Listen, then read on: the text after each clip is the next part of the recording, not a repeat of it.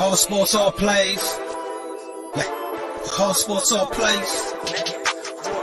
Whole sports all plays. 365, we making the plays. You talking the game, get you through the days. We're high in the court, the dime in the lane. Variety topics, living the same. All presentation, sports information. Hitting the airways, taking the nation. All sport, all plays, like working your faces. Grace at the field, so tie the laces. Whole sports all plays.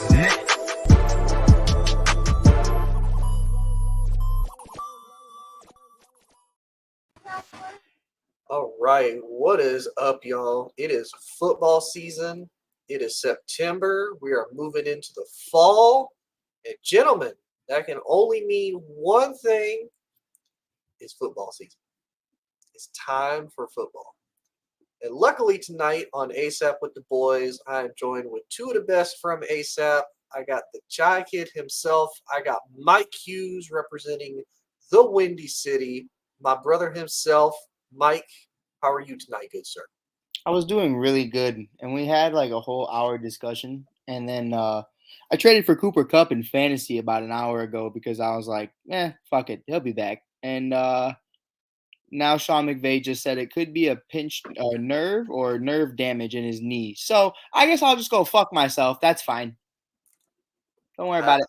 I just want to say, buddy, I warned you. I was like, that's what's sus. You did, but it was Watch your profanity. It was a good. It was a good trade. It was a good trade. Pride, you want to hear my trade before everything?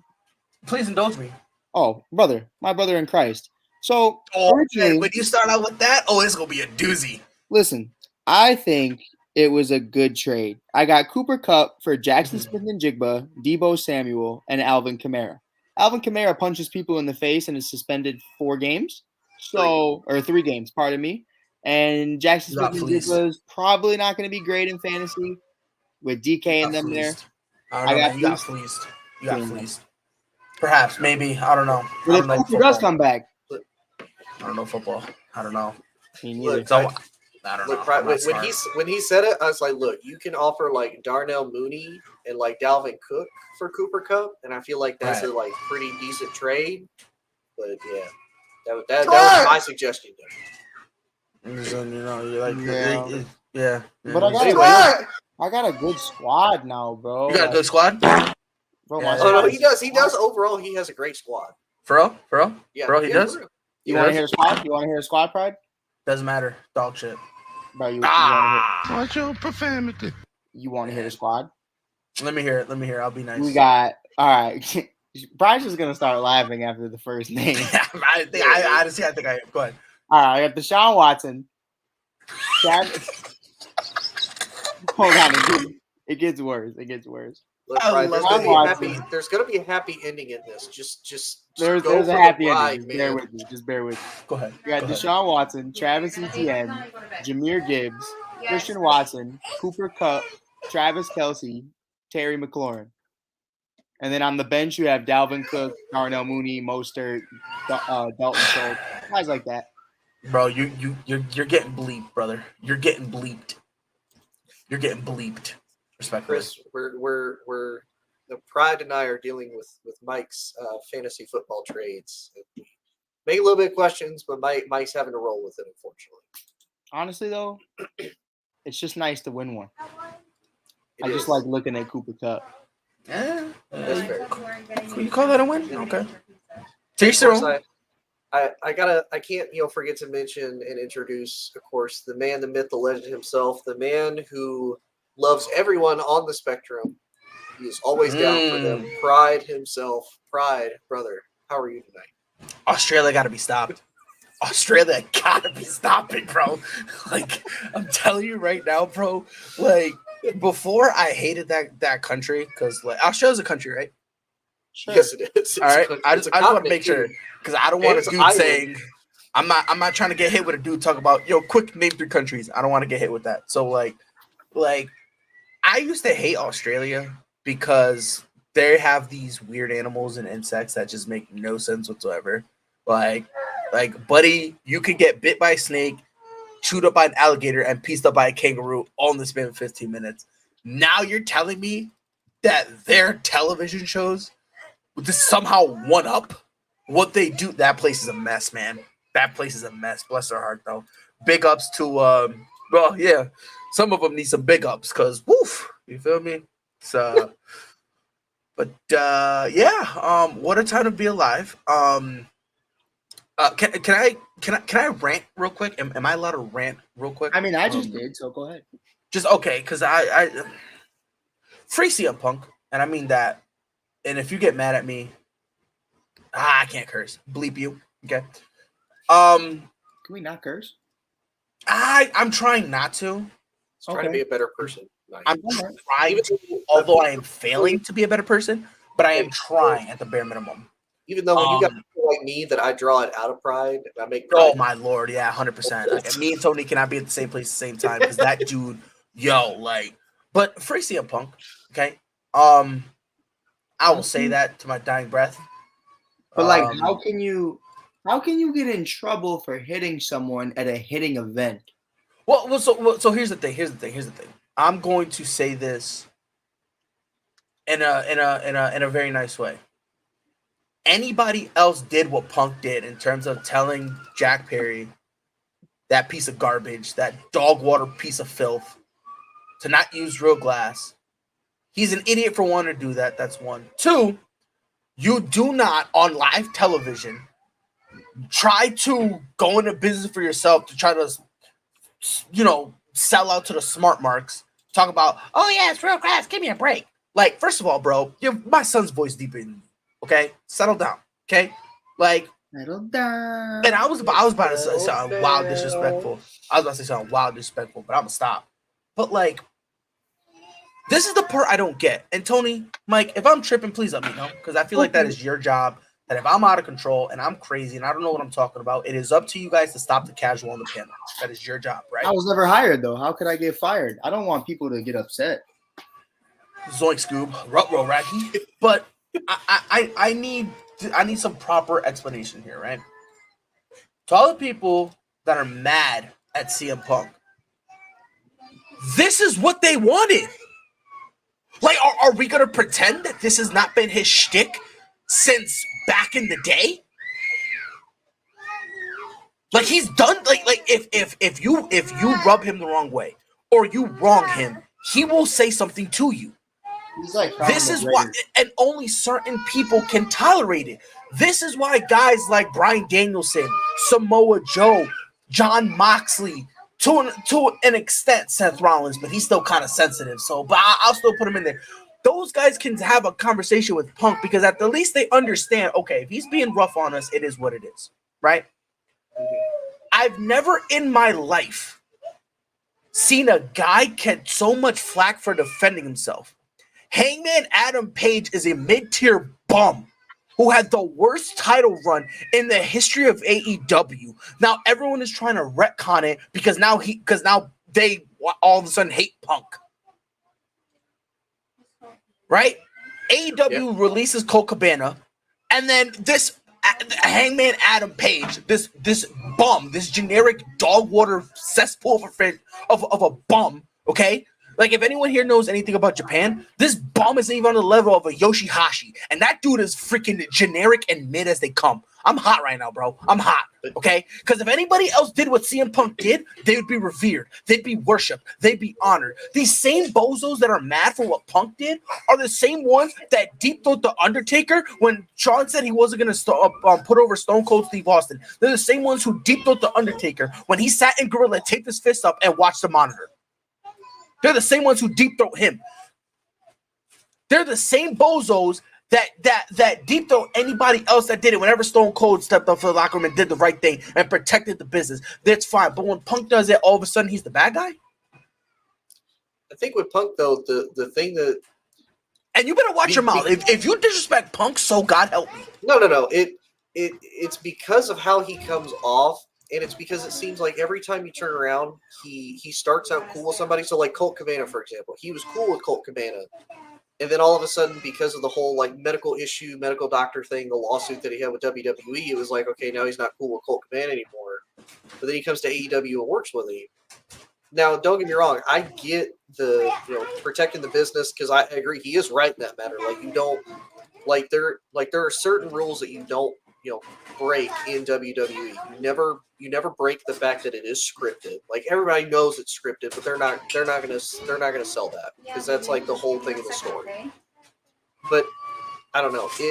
It always seems like when he was in Ring of Honor, he wasn't happy. He's like, I'm gonna go to WWE, prove you wrong. He wasn't happy in WWE. No, he could just be one of those dudes that because he is a little bit cocky and arrogant, but I mean that's who he is, and that's him. I'm not going to dismiss him for that. It seems like he always rubs elbows with like the wrong people. Like he won't go back to WWE, and he hated him when William Regal was in AEW because it's like he called him Triple H's stooge. So it's like to a point. But he got over that. He got over it to an extent where it was no longer an issue like that. Kind of reminds me of like how people like Conor McGregor can do literally anything he wants in UFC, but when Nate Diaz does something, everyone has something to say about it, and it kind of reminds me of that similar situation where it's like it's cool when one person does it, but if I do it, it's a problem. Oh yeah, there's always like a double standard where like there are like kind of like Pride said, there are certain people that can do something and it's fine, and then when other people do it, it's absolutely not, like never. I just don't understand it because I've never seen like. This is honestly gaslighting 101. Like, the three biggest issues he's had in AEW was with dog shit Adam Page, okay? The freaking Elite, who are glorified jobbers who had a deep throat Kenny Omega to even be remotely looked at as something of a commodity in Japan. Then had to found their own company because Japan was like, oh wait, these guys ain't really that good. Let's start ignoring them. And then they got deep in their feelings, right? And then had to make their own company, right? And then Jack Perry, okay? Now, you name me one of those things where CM Punk started something. None. Zero. Zilch. Nada. Because Punk didn't start anything with Adam Page. Adam Page, for some reason, did some stupid interview, and then was like, "Oh yeah, the reason why Colt Cabana isn't here anymore is because of CM Punk." Then CM Punk calls him a child, and the guy has PTSD, and then all of a sudden disappears for weeks because he's a child. Then they want to say something about the Elite, right? About, oh man, the elite. They walked into his locker room. Buddy wasn't bothering them. They walked into his locker room. And then I got this bum. I got this dog water bum, Jack Perry. This freaking dude disappeared ever since Luchasaurus dropped him. And then he tries to turn heel and tries to act like, oh yeah, I'm a cool guy. Like, I've never once in my entire life have seen anybody in my entire life get gaslighted the way Punk is right now. And it's annoying. Mind you, he went nuclear. Should he chilled out a little bit? Sure. I'll see that. Maybe he should have chilled out a little bit. But to pretend like he's the problem, that's asinine. And then we're gonna go a little further, right? Because when Adam Page, when he did that stupid interview thing, right? People are saying, "Oh, well, Punk must have done something." No. AEW, they let go of Colt Cabana. But why did they let him go? Because they weren't using him. They didn't use him before Punk even started negotiations with AEW. Colt Cabana was only really there for a few months and disappeared off the face of the planet. Outside for the whole, oh yeah, let's put him with the Dark Order because we have nothing else for Colt Cabana to do. Then everyone wants to blame Punk when they were planning on releasing him way before Punk was even involved in the picture. Pride, can I interject? Go ahead. I have a question for the boys. It involves fighting, and this might rub some people the wrong way, and if it does, I'm sorry, this is just not the show for you. But in all totality, how many Hasbullas individually do you think that you could fight? At the same time, or am I doing like a gauntlet? Like they're all around you, they're all Damn. come at you. Only hand-to-hand combat. You can't have any weapons in your hand. How many Hasbullas can you take? Pride, I'm going to start off with you. Damn. And you said they're all coming to me at the same time. Yeah. Me personally, I'll give you a little time if you want. Yeah, I'm gonna need some time because I really got to think this through. Me personally, I think I could get about 6. 6? I think 6. Because I think a couple of them are going to grab your legs. Say that was my thought.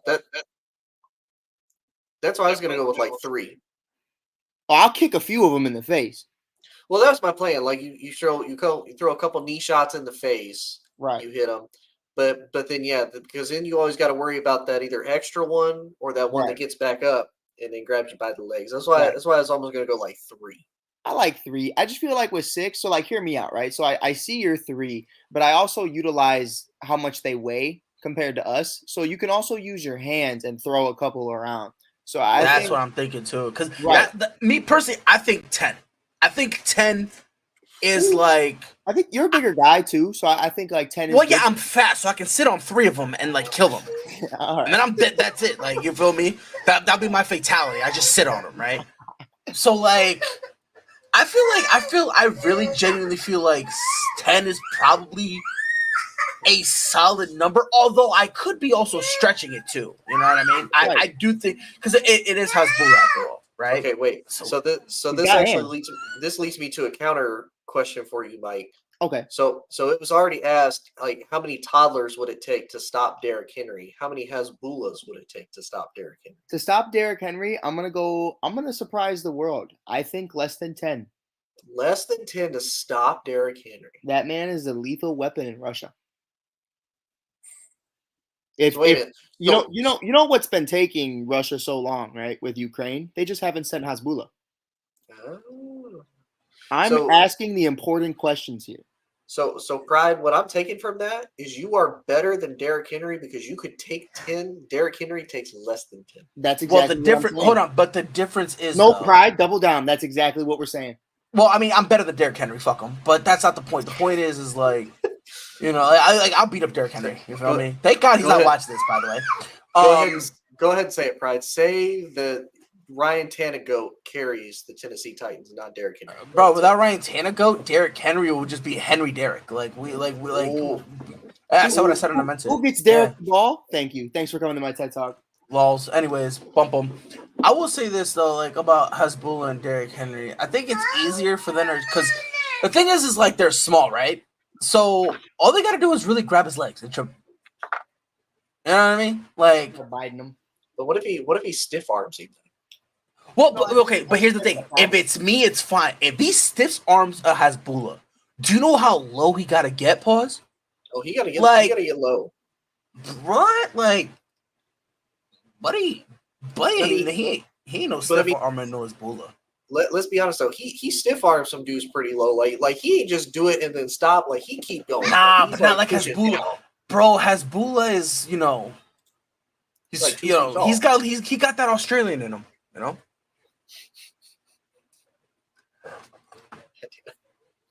Man, I need help. I need help. Man. Bump! I said what I said and I meant it. Man. Anyway, do we want to move into our official first topic of the night? Yeah. Jay's haircut is stupid, but yeah, we can. Speaking of LA Knights, another person that actually rubs elbows, unfortunately, the wrong way with upper management. That's why he's not getting a push.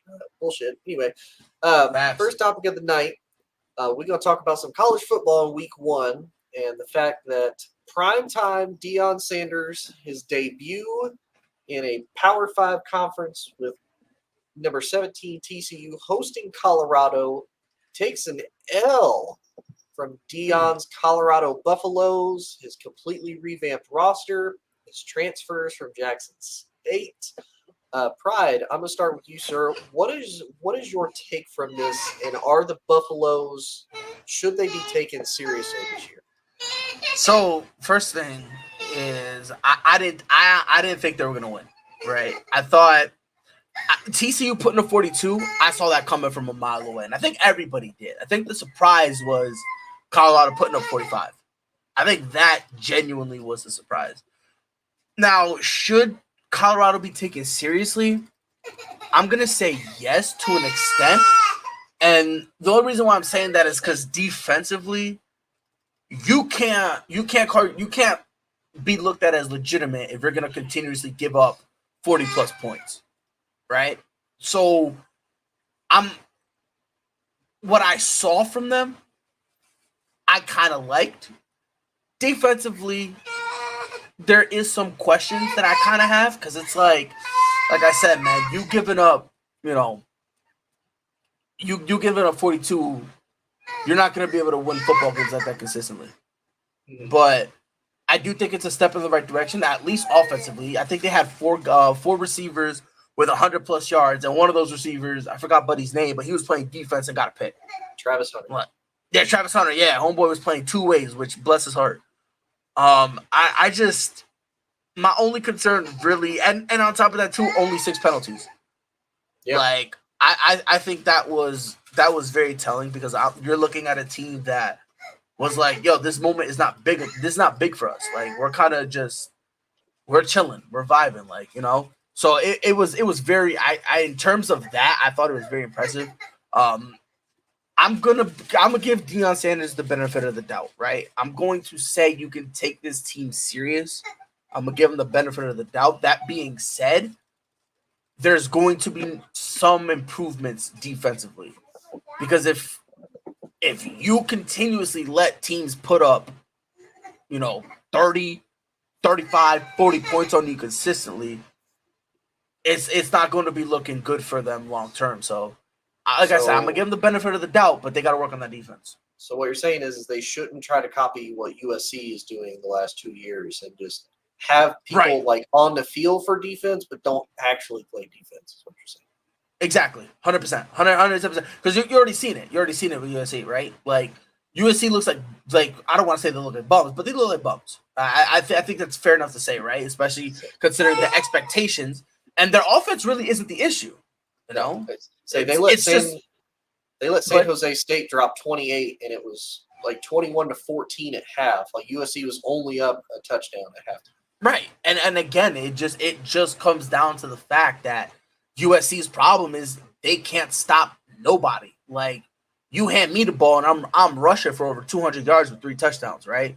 And my fat self can't touch my toes. I look down, I can't see myself. You see what I'm saying? Feel me? I'm down bad. Feel me? In more ways than one. But like, yeah, man. It's for me. It's the only concern I really have. I like the protection that that Deion's son. I forgot his first name. The one that's the quarterback. Shedeur. I think Shedeur. I think yeah. I like the protection he had. There were a couple times he used his legs to kind of get himself out of situations, and I kind of like the fact that when he uses his legs, he's not automatically looking to run. You know what I mean? Like he's looking to try to elongate the play, and then if he has to run, he'll run. But like I said, man, for me, it's if they could fix that defense, man, Colorado gonna be stupid dirty, man. And like I said, they don't even have to shut teams out. But if they could lower it to like 25 a game, Colorado gonna be dirty, bro. So Mike, I'll turn it to you. So does this make a statement that Coach Prime is truly a good coach? Because that was the big thing that was coming in, was that he was coming in from Jackson State.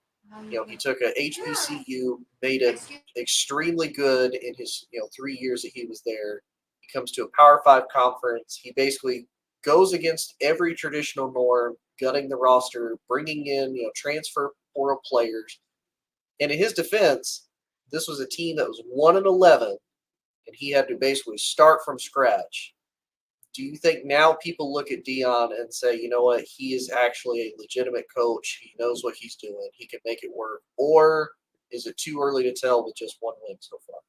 Yeah, 100%. I mean, I think it shows how legitimate he is, and it shows exactly what he's able to do now. To that point that we talked about earlier, and you and I talked about it over the weekend, like we all knew TCU wasn't going to be a national championship caliber team like they were last season, even though were they a national championship team? Because I didn't see them show up to the game. But, I definitely think at the end of the day, you're playing against top talent, and you're playing against a team that was highly regarded last season as the number 2 team to finish. And you look at that and you have to respect it. And Deion Timothy Sanders is showing you that, he's one of one. And I was very skeptical. I've had these conversations with Alana and with Ray Bond when that news first came out that he was hired by Jackson State. I said, you can't just throw a former NFL player or a former athlete into any brand of sport as a coach and expect it to work instantly. They need to earn their stripes. They need to show you exactly who they are. Like we've seen it time and time again. The Dan Campbell experiment as of late, a former NFL player, a former talent, comes in. I have yet to see him win at a high level. I think that's safe to say. And I'm still curious on that. There's still a lot of court still in sessions on a lot of different guys, but with Deion, he is showing you that not only is he betting on guys who maybe he's related to, maybe he just is very fond of, but he's showing you exactly how he can utilize them to the best of their ability where other schools aren't.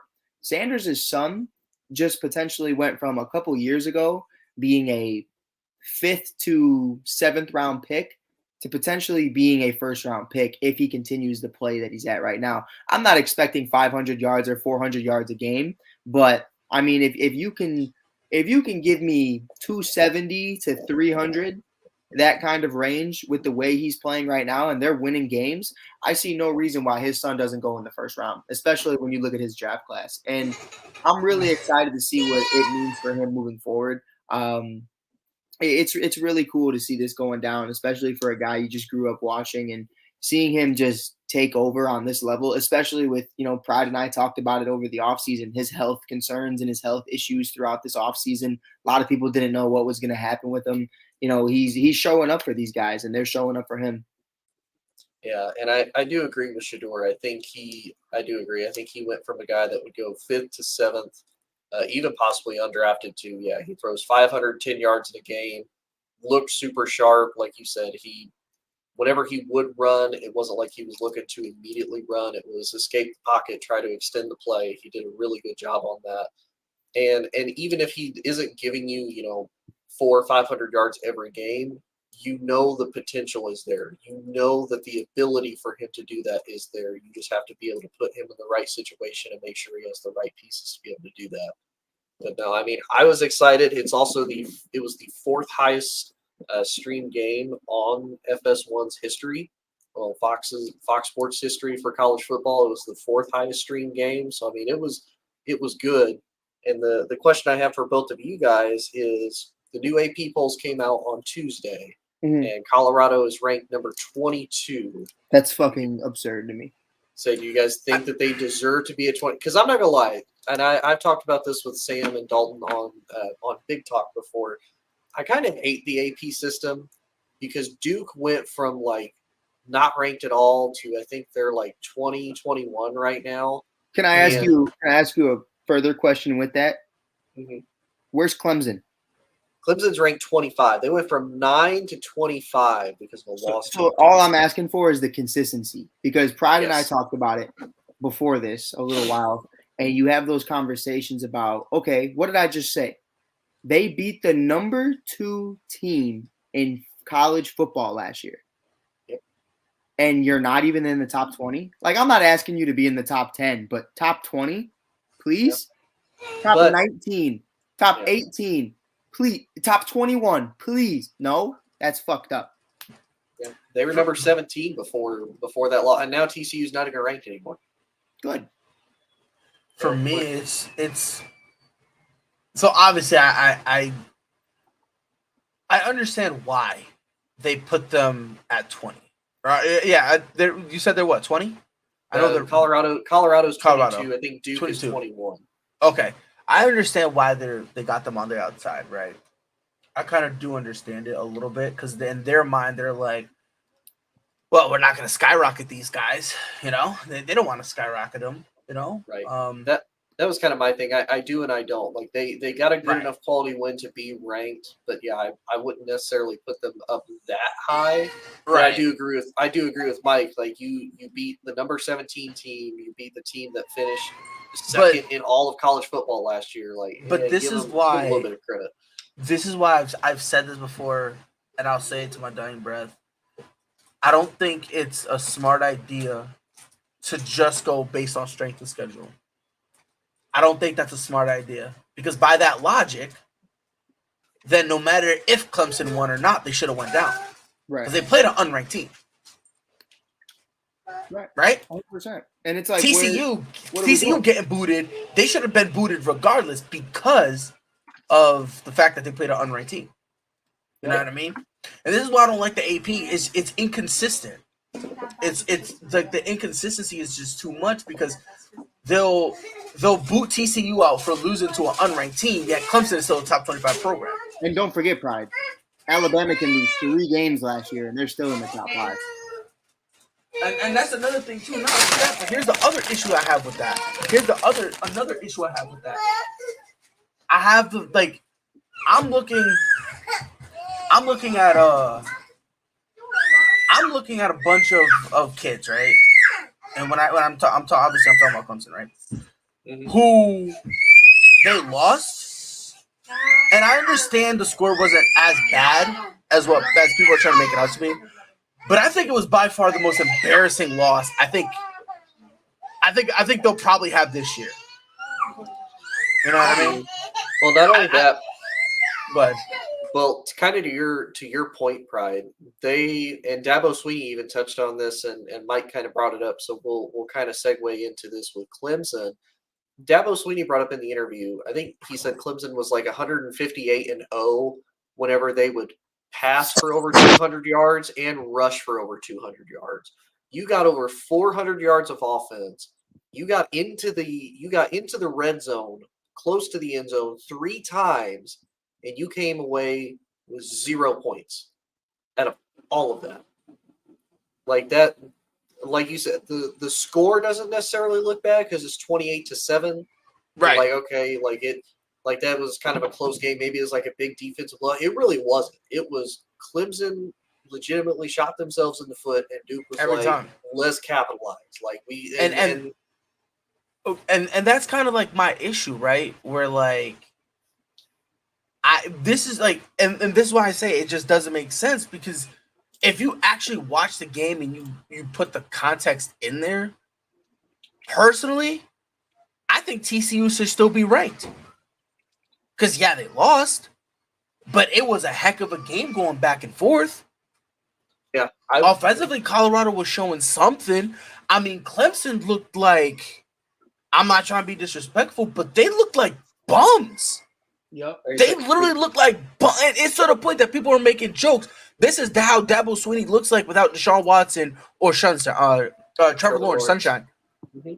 Because Buddy looked like, and it's crazy because it really looked like there were times that, because I was watching the game, because obviously I live in South Carolina, so like people, it's either Gamecocks or freaking Clemson that they be deep throwing down here, right? Is that what? You heard what I said? Yeah. Hold on. The Gamecocks. Yeah. That's what I'm here for. But like this was like an issue that I kind of saw, right? Because I'm watching the game, and I'm used to Dabo Swinney, and Mike, this is kind of we're gonna parlay into the question that you dropped earlier. Dabo Swinney looked very confident the last few years. This is the first time I've seen him that I can remember. Tony, maybe you could point out another time, you too, Mike. But this is the first time I saw him heading into the second quarter. He looked genuinely lost. He looked like, dare I say, he looked like Coach Ed before LSU let him go. Where he looked like the last few games, you could look at his face. He's like, yeah, this is too much for me, fella. It's too much for me. I can't do the raspy voice because I don't smoke, right? That man must smoke like a pack a minute. But like, you told me Dabo Swinney, the $17 million, you just go give it to me. You tell me what time you want me to walk out, brother. Go Titans. He said, what time you want me out? I'm like, bless his heart. But like for me, man, it's like Dabo Swinney is starting to look like that. Now, listen, before I freak out, I'm gonna give him the benefit of the doubt, right? I'm gonna give him to about week 4. If we still see this Dabo Swinney that like is making no adjustments, looking lost, man was doing like Doc Rivers. Man just threw his hands up in the air and was like, all right, cool, we quit. Whoa, bro, it's still a competitive game. You score a touchdown, you're right back in it. Oh, I'm good. I think I'm done. Like, for you know what I mean? And that kind of heads into like what Mike's question was like, is it time for, for Clemson to move on? You listen, week 4. If we're talking about a 1-3 program, but honestly, even 2-2, I think the conversation is going to be starting. I think the rumblings will start. Well, here's the thing, though, and then Mike, I'll pass it to you. So they lost to Duke. Their next opponent is Charleston Southern at Clemson, then Florida Atlantic at Clemson. So they're more likely going to finish 2-1. Week 4 that you're talking about, though, guess who they get to face? Say it. Number 4 Florida State. And by the way, that defense. Florida State's defense is it looks. That's how it looks right now. As an LSU fan, I was like, Jesus, like this, wow. But Mike, what's your thoughts? Because when we talk about TCU being number 17, losing to Colorado, being out, Clemson goes from 9 to being 25, just barely being on the outskirts. Do you really believe that Clemson deserves that type of respect? Because, like you said, is it time for Dabo to be done? Because with the exception of not having Deshaun Watson, he did have Taj Boyd, like for a couple years in between Watson and Trevor Lawrence, and then the other kind of crazy thing. And respectfully, he kind of looked a little. He didn't do as much as he should have with Trevor. He didn't, and not only that. Can we throw a little bit of a shout out to DJ Uyunglele? Like the hate that this man got last year. No, I won't, because he's not even starting at Oregon. I don't want to hear it. Yes, he is. He started at Oregon State. Listen. I understand. Oh yeah. I looked at Oregon the other day, Maine Oregon, and I looked at the depth chart, and I was like, bum, didn't even make it. But Oregon State makes sense. Oregon, yeah, he went to Oregon State. But what I'm meaning is so the kid that started for Clemson, Cade Klubnik, that was supposed to be the guy. Like he came in for DJ because DJ was struggling. Like how much of that is bad, right? Dabo, and plus I do want to throw another thing out. Is it Dabo or is it the fact that not only Tony Elliott left, but Brent Venables left? So he lost two of his key coordinators. I'll do you one better. And I think it's honestly something that doesn't get talked about enough. I think the idea was that Arch Manning was coming to Clemson. And I think that's what everybody was banking on. He was class of 2023. Everybody was expecting him to be a part of the Clemson Tigers organization in 2022. It was like February, if I'm not mistaken. He was just like, no, I'm taking him off my list. And that, for me, you guys know, especially in college, I'm not Tony. I am not Sam. I do not care about my affiliation with whatever team. I will literally leave to find a better player. Like, I am all about the players. I watched Wisconsin for Jonathan Taylor. I watched Hendon Hooker with Tennessee Volunteers last year, and I watched all these other guys. The main one for me who had my heart first was Trevor Lawrence. I watched the Clemson Tigers because of that, and I got to see T. Higgins. I got to see Travis Etienne. I got to see all these guys come through the pipeline, and Dabo looked flawless. Dabo was always great. But at some point, I think you need to start to have a conversation about, not to Pride's point, about him not being able to win games without elite play, but why aren't you recruiting top talent anymore? Why does nobody want to come to Clemson? Why are you having these quarterback issues? Why is DJ Uyunglele, however the fuck? I call him ukulele. Ukulele, that's a great one too. I mean, come on. Like, what are we talking about though, Tony, to the point to where it's like you win 2 national championships in the last 8 years and you can't get a top quarterback to want to recruit to your school, but Deion Sanders' son is throwing 500 yards? If I'm not mistaken, Tony, fact check me if I'm wrong. I think Clemson was one of the only big schools that rejected the transfer portal in terms of going and getting somebody. Like they made it known before anything, we're not going to the transfer portal. Right. And I'm not gonna lie, that to me is another thing that is hurting Dabo. Like, because you gotta catch up with the times. It does. And don't get me wrong, I kind of get to a point where it's like, okay, you want to recruit your guys. You don't want guys that are gonna, for lack of better words, you don't want guys that are going to potentially flake out on you if you're going to start to crash. Right, and that's fine, but you got to do something. Which it is. But at the same time, like you said, Mike, you've won 2 national championships in the last 8 years. You're one of the only team, actually, you are the only team outside of the SEC in recent history to win a national title within the last, 5-6 years. And you mean to tell me that you don't really think that kids that are coming out of the transfer portal aren't going to be like, man, Clemson is really close. They're really on the brink. Like, not only could I win a national title, but they're also an NFL pipeline. I'm going to go there to be successful. Like, And that's this crazy. is the part. And this is the part where, like, because, like, at first when I heard that, right, that Dabo was like, Clemson was like, yeah, we're not going to go through. At first, I was kind of confused because I'm like, that doesn't really make sense. Why would you do that, right? But then I took a step back. I was like, you know what? Maybe he believes in his guys. Maybe he believes in his guys. But then I'm thinking to myself, hold on. Let's say for the sake of argument, he believes in his guys. Here's the issue I have. For you, if his logic, let's go with your idea. Let's say he doesn't want guys who's gonna flake on him. Mhm. You're not getting someone from the transfer portal to immediately make him a core guy. Right. You already have a core, and then you got other guys that you can sprinkle in. And then if they end up being a leader, hey, it is what it is. But when you go to the transfer portal, you're not looking for a leader.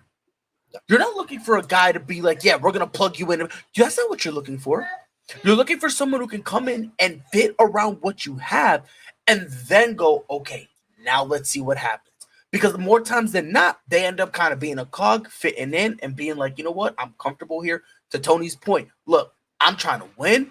I'm trying to have the spotlight on me, which opens up more deals. The NIL opens up more deals, right? And then I can stay here for a few years, get a couple championships, get my money, and then boom, now look at me. I, like to Tony's point, I'm a pipeline straight to the NFL. And just because I went to Clemson, I know for a fact I'm going to be at least a third-round pick. Yeah. Well, and here's the other thing that, and Mike, I want to toss this one to you because it kind of blows my mind. I don't know if you guys have heard this, but Clemson. So there's three major teams in the ACC that have really rumbled about they want to get out of the ACC. They want to go to either the Big Ten or SEC, or overall they just want to get paid more money because their ACC media deal, their grant of rights is locked in until 2036, so the next 13 years. So they're not making anything compared to like Northwestern, who's crap. They're making like 70, 80 million a year. Clemson, Right. Florida State isn't making anything close to that.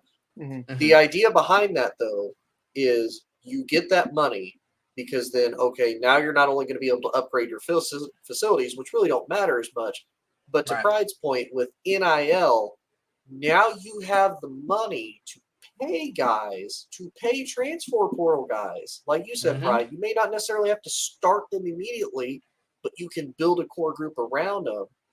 Like, Mike, to you, do you have any kind of idea of why you think Dabo would be like, yeah, we want to get paid a lot of money. We're just not going to pay guys that aren't, homegrown guys. I think you're stuck in the times. I think you believe it's going to go down one way. I was swinging into a baseball perspective because I was watching Moneyball last night, and I love that movie. I watch it all the time.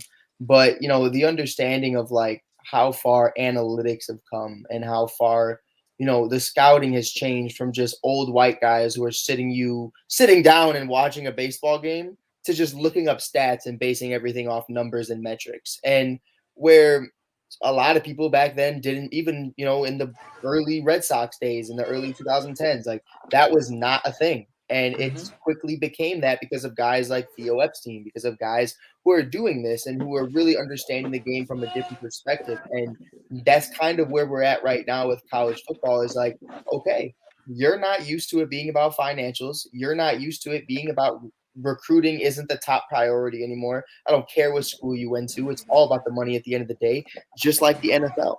At the end of the day, like we'll have a perfect conversation about right now. The baseball thing doesn't relate. Okay, why is Odell Beckham Jr.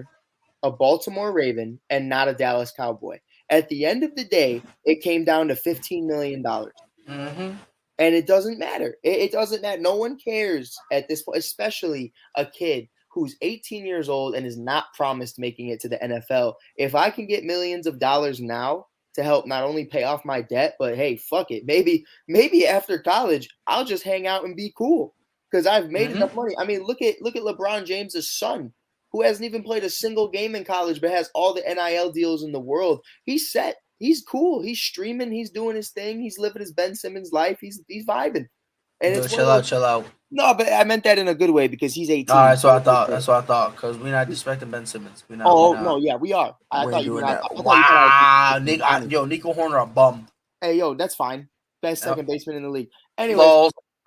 lols. But it's definitely something where I think Dabo is just stuck in the times, and unfortunately, guys like that, you either move or get moved, bro. And you saw Saban start to fold. When I knew Saban folded, and folded is the wrong word because really it's just adjusting and adapting to the times. But when I saw No. It is folding. I call it folding because it's not like he evolved gracefully. Like he really was mad stubborn. He was like, nah, I'm gonna make my way work. And the difference between him and Dabo is like he realized early on, all right, it is what it is, whatever. Let me just, right. Let me just move on. So I think you could call it folding a little bit. It's folding to a degree. If he would have just accepted it. If you would have just accepted it off rip, I wouldn't have said a word. But it was that you tried to fight it, and it was like, all right, well, now you folded, and Dabo's just going down with the ship. I mean, it's unfortunate. It's not too late. I don't think it's too late because I think because of the fact that we mentioned 2 national championships in 8 years, you are going to be viewed as a god there for quite some time. So we're going to need, at least in my opinion, a couple more really bad seasons before this conversation is probably talked about on a more broad scale. But I think it's the beginning of it. Well, that's what I was getting to ask because this, so real quick, the rest of their season is rough. So they host. I'm talking 5 losses, Tony. Say they host number 4 Florida State, then they go to Syracuse, they host Wake Forest, then back to back they go to Miami and then North Carolina State. Then they host at the moment number 10 Notre Dame. Wow, that's a win. That's a win for them easily. They host Georgia Tech. Couldn't win them. Then to end the year, they host number 17 North Carolina, and then to end the season they go to South Carolina. And the sad part is I see it, like Mike said, I see a minimum of 5 losses. Notice I said a minimum because I think some of those games are virtually a pick 'em where I can see a 8-loss Clemson team this year. I think that's a possibility. Yeah. If I'm bugging, let me know. But I think an 8-loss Clemson team. Listen, Pride, when you lose, I think that's a possibility. When you lose to Duke, it's all possible at this point. That's what I'm saying, but you feel me? And for me, here's the issue that I think Clemson has. I think obviously I don't think Dabo is. If you want to say he's a bum, I mean, unfortunately, I think right now you have to. I do want to make that point though, Pride. I don't think anybody on this panel is saying that Dabo's no is a bum. The point that we're making is your team sucks, and as the coach in college football, you're also the GM. That is an understanding. So it's you as a GM need to start actually using the money that you have. And I've never heard him say, or I've never heard the school say, it's not like the Oakland A's where it's we're just not giving you the money. They have the money. He just doesn't want to do it. Mm-hmm. And for me, it's this is kind of the issue that I'm.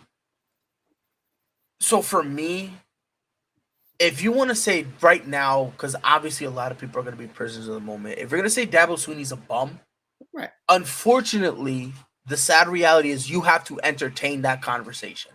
Mm-hmm. You have to, right? Because I don't care how bad of a game he coached, he should not have lost. Right? Yeah. So if you want to have that conversation, I regretfully, will indulge it. Do I think he's a bum? No, but regretfully, I think we kind of have to indulge it a little bit. Or honestly, even make it competitive. If you took the L through a last second field goal. Again, if it was a TCA situation where it's a shootout and the, you know what I mean, something like that, I think we have a different conversation. I think we're hey, look, man, hey, Clemson did their thing, but hey, you kind of kept up. My thing is, I think eventually, I do believe that it's just time for Dabo to go elsewhere. I think that's a conversation we're going to need to have. Can I ask a real question? Let me hear it. Is that the NFL? No. Oh, God, no. Oh, God, no. Because there were conversations of that during the Trevor Lawrence era. I don't care. But I don't care. My point in that way, but hear me out, right? No. The No. conversation isn't.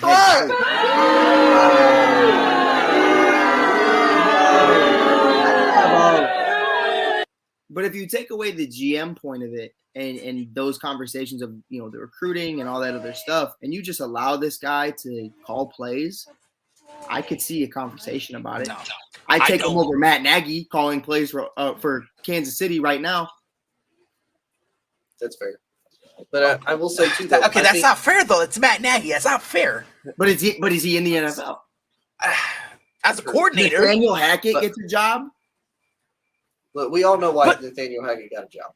Of course, you say I was a Glazer. Woo, for me, dude, it's like I don't think Dabo Swinney would go and be a coordinator. That too. I think he would. You see what I'm saying? I think he would want a head coach job. And respectfully, and Tony, you can speak to this better. And if I'm wrong, you let me know. I understand he's got the two titles under his belt. There have been some times where, as a head coach, Dabo looked shaky, baby, before this year. Yeah. So it's kind of like if he's looking shaky, that's what I'm saying. Like if he's looking shaky on the collegiate level, no shot on God's green earth will he have any chance up in the NFL level. And wherever he goes, he's gonna have no shot that the team like the Jaguars would hire Urban Myers, right? I was going to say, you got the closest comparison I could make to that, as far as a college coach that was super successful and then thought, oh yeah, I can do it at the NFL level, with kind of that same mentality of, oh yeah, I can recruit guys, I'll be able to understand a lot of these guys coming out of college, they'll come over to the pros, they'll be fine. Urban Meyer, that was a disaster, and I think, like Pride said, I don't think Dabo just stands for being like a coordinator. What about Saban? Or same thing with Saban. Saban is Saban probably had so many opportunities to come back to the NFL. He's like, no, I want to be a head coach. Well, because he was shit. True. But not only that, him and Belichick were on the same team, Tony. Does that ever you ever think about that? The Browns? Yep. The 1995 or 99 Browns? Yeah, it sounds weird. I refuse to accept that as part of the NFL history. But I'll say this too. If he was to leave Clemson, I think he just goes to another college program. Because you think about it, you go from being a college coach. Dabo Swinney's been there for, over 10 years? 10, 15 years he's been the head coach of Clemson? Mm-hmm. You really think you're going to go to the NFL and get the same type of power that he has at Clemson? I think if I was Dabo, a school that I would go to where I feel like, one, you're going to get paid the highest because they desperately need you.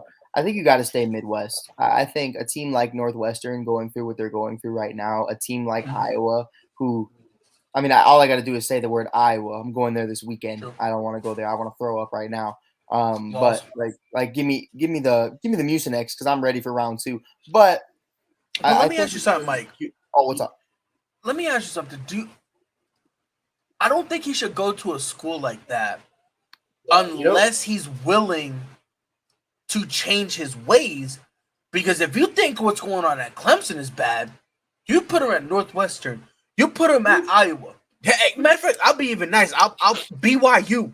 Right. You put him anywhere else, and he has that same mentality. Here's the thing, Pride. Dude, he might be worse. Here's why it's not worse, because Tony can attest to it better than anybody. Other than Ohio State and every now and again Wisconsin, if you're a Midwest team that has 4 losses a year, that's a win. That's a win. Or Michigan. Sorry, Tony. I forget Michigan's there. Or Penn State. Fuck Penn State. But, it's big facts. Laws. Yeah, but, it's definitely something. If you go to Illinois State, if you go to Northwestern, if you go to Iowa, you're at a program where, one, they are not giving you the money or even going to give you the opportunity to get some of the highest recruits. So Dabo can go about his life normally because, one, even if you give these kids the most money in the world, they are not going to fucking Iowa. That's the reality of it. I hear a cricket in the background right now, and that's Iowa. That's what it is. And it's something right now where it's worse. But it's Dabo can be Dabo there, and even if it's a mid-season in the eyes of what Clemson would regard it as, or Ohio State, or Michigan, or Alabama. It's a good season for those type of schools. If Northwestern wins 5 games a year, I shit my pants just because I'm like, oh my god. Like, So I'm not gonna lie. You want to know where I could honestly see him going? Now, I think for him, it would be a major uphill battle, but it would not only be a middle finger to Clemson, but again, they would give him all the money and all the power in the world to bring that program back to any type of prominence. talk to me. USC, and I ain't talking about the University of Southern California. I'm talking about the University of South Carolina. Jonathan Mathis Gamecocks. Happy birthday, Jonathan Mathis. Yeah, happy birthday to Jonathan Mathis. Oh, that shit was kind of hot.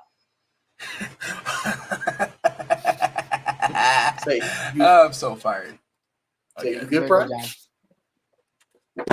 I'm good now.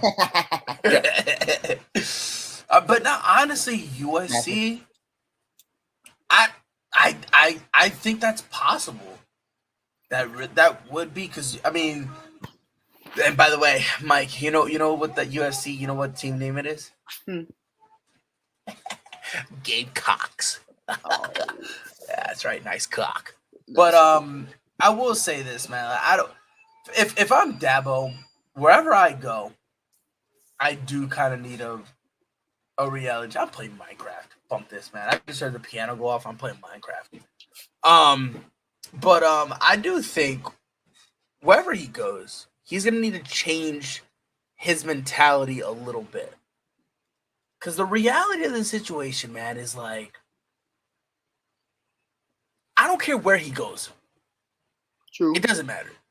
If he's doing the same thing again, it's insanity, bro. It's insanity. Man's is doing the same thing over and over again and expecting a different outcome. You see what I'm saying? So for me, it's like, as long as he looks in the mirror and goes, all right, look, I'm going to go here. I'm gonna have to do things differently. It's not how I want to do it, and it sucks. But I'm a big boy. Mommy, wow, I'm a big kid now. I wear pull-ups, and I use the bathroom all by myself, and I don't need a potty seat anymore. So you're a big boy, right? You need to adapt. Because, like, again, like Mike said this earlier, all three of us, we know Dabo Swinney is not a bum. But he's looking like one. He's looking like one. And it's the old saying, I understand it's only a week, but you name me another guy who looked that lost heading into the second quarter. And at the time, the game was so competitive. And Mans looked lost. Mans looked like me playing Madden on rookie mode. Lost. Like, huh? What? Circle? What circle? Like he looked like I gave him the control to my son, and my man's like, oh, boomerang. He just flings it. That's Dabo. My man got like a freaking thing of like of the monkey with the cymbals, and they're just clapping. That's in Dabo Swinney's head. Freaking that game, bro. You know what I mean? And it's like if he doesn't make any type of adjustments, he's gonna be in the same hole he is. So it's like, you know, like I said, he looks like a bum, and it's the old saying: if it looks like a duck, walks like a duck, and quacks, don't tell me it's a turtle. Don't tell me I like turtles. You're not gonna tell me that. You feel me? I may be an idiot, but I'm not stupid. You feel me? Doing right now. Oh God, bro, that guy, that dude, that kid peaked, bro. I wish I was him. I wish I was him. But no, man, like I said, we all know Dabo isn't a bum, but the reality is, bro, he's high key looking like one. And eventually, bro, it's gonna be a conversation. You know, when he ends up leaving and all that stuff, you know, wherever he goes, he's gonna have to make some type of adjustment. Because again, if he don't make an adjustment, all this conversation, all this talking, all this bullying is gonna be for naught. Right. You know what I mean? I think it all started with DJ, man. I mean, the conversation was DJ's gonna be the replacement for Trevor, and everything's gonna be fine. And it's like, To Tony's point, like I even saw it in the wide receiver group. I even saw it in the run game. There is no identity to this team because None. you just didn't recruit, and all the recruits ended up. I mean, let's talk about what Prime was able to do in less time, with less pedigree, with less respect from the league, and it's like, Well, I mean, I wouldn't say less pedigree. I mean, it's less pedigree in the terms of college football. Dabo did it at the highest level, and then you have a guy from Jackson State who won a few games, and that's awesome. But it's like, What do you mean a few games? my dog, national championships compared to 11 games. Nah, bro. Like- no, it's way different. That's way different. Pride. Bro. I understand it's way different, but at the end of the day, if you were going to tell me Deion or Nick Saban, who are you going with? See, that's different. That's different because Nick Saban is built multiple dynasties when it came to college football. But that's what I'm Dabo saying. You're Swinney never supposed built. to be. No, hold on. You're supposed to be in front. No. Hold on. Stop. No. You can't compare Nick Saban to Dabo Swinney.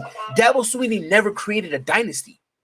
So when I'm looking at Dabo Swinney to Prime, I'm looking at a guy in Prime who took a team when in Jackson State, who everyone looked at as bums, and Mans was out here he was cooking. He was in fuego. Never mind the fact that Prime was coaching before he went to Jackson State. That's the only reason he got the job, because he had a reputation beforehand. Never mind the fact that not only he knows how to talk to people, not only is he great with kids, and he's able to talk to them in a certain way, and he's got this pedigree from being a player as well. You roll all that into up compared to Dabo Swinney? Nah. Now, if you're talking strictly college, okay, I think you have an argument there. And that's what I'm saying. It's strictly college. It's strictly based off of college performance. These guys should be wanting to go to Clemson more than they want to go play in Colorado. And that's just but also think about it though. Like, they may want to, but remember what we said earlier. Dabo was like, transfer, lols. And that's what I'm saying. So it's not even that. Look at how much Deion's paying these guys to come here. Oh my God. Deion's been vocal about it. He don't give a fuck. He's throwing cash. No. He's throwing cash. He's like, hey, I got a blank check. That's my only point. Like, Deion is light years ahead of Swinney in so many different categories. But from a college perspective, to win, Tony, what was it? 2 championships in 4 years? That was 8.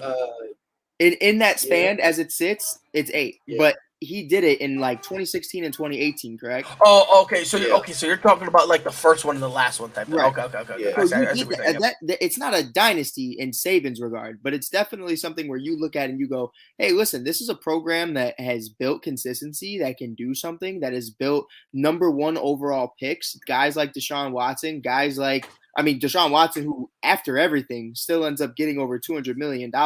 Trevor Lawrence goes number 1 overall. You have T. Higgins, you have Travis Etienne, and all these other guys out at Clemson. And it's like, you look at that and you go, nah, fuck it. I'm going to go to bumblefuck Colorado and take a shot with Deion because 1, he's going to respect me and give me money, and 2, because he actually knows what he's doing. And it's like that. It's starting to become that conversation. Yeah, and it's kind of, well, I'm not going to say it's sad because, I don't really have any. Oh, Dabo makes bang. I ain't sad. No. I'm just talking about from a reputation standpoint. But in terms of bang, he money wise, he got the juice and then some and more. Like buddy, like forget rolling and go. Okay, my man wipes his rear end with $100 bills and then throws them out. Like he's like, hey, look, poor people fighting over our toilet paper. But in terms of like being able to be taken serious and have any type of credibility, man, it's sad because I don't think Dabo understands. And honestly, I don't think anyone really understands. And no one's going to have this conversation probably for like a couple years. This is the moment that people are going to start looking at Dabo and start losing respect for him. In terms of, you're an old man in the way. You know what I mean? Like, he's going to be a boomer. He's going to be like, oh, well, I remember when I had to walk in the snow. Yeah, because you couldn't afford a car. Shut up, okay? I'm out here in my Rolls Royce. All right, your daughter giving me sloppy toppy in the back. Leave me the fuck alone. You feel me? Like, and it's just, like I said, he's losing respect. You ain't wrong, but you ain't right.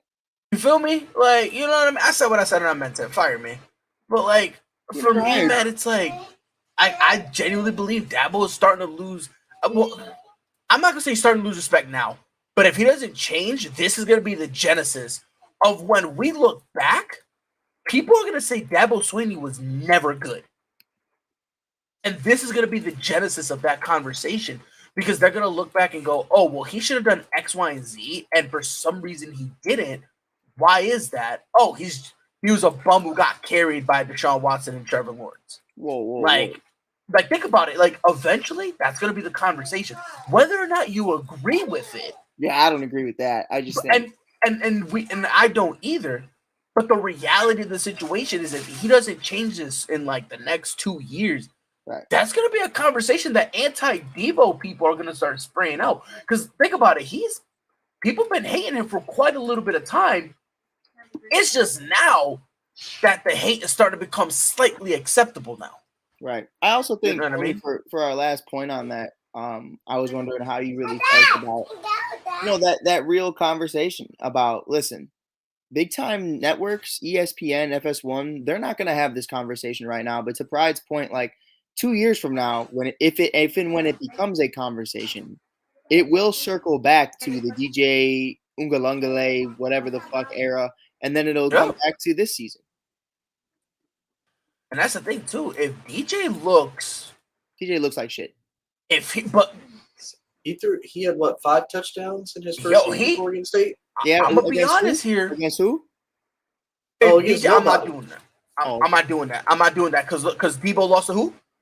So I'm not doing that. Anyways, I will say this: if DJ can perform like this, bro, now I'm gonna be looking at Debo like, okay, so you can't develop a quarterback. You just need one already made for you, right? And again, that's gonna go to the anti-Debo Swinney people. That's gonna go, oh, you see, he did have 2 guys to carry him. Like I don't think people don't understand, bro. And in like 2 or 3 years, we're gonna have this conversation. And when it happens, bro, I'm gonna be here saying, told ya. The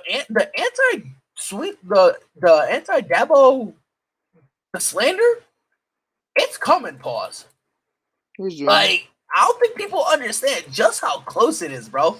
Like, it is coming. Pause. And when it gets here, and when we arrive, pause. Get it? Because arrive, come, get it.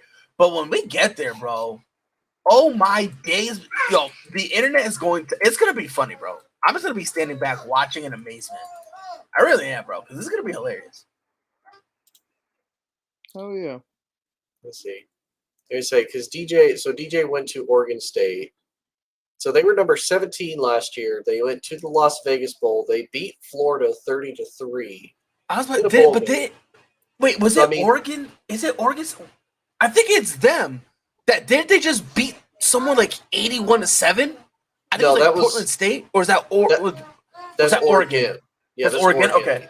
Yeah. I couldn't remember if it was Oregon or Oregon State. I remember it was one of them pause on them. I said, "Oh Lord!"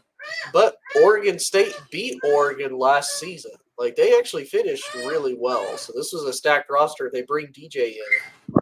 And the potential is that they're going to take one step further. Now, I don't think they're going to win like the Pac-12, but they're going to do pretty well. decent. It's kind of hard to take a step further when your quarterback has the mobility of a water bottle. But but no, his mobility's not that bad.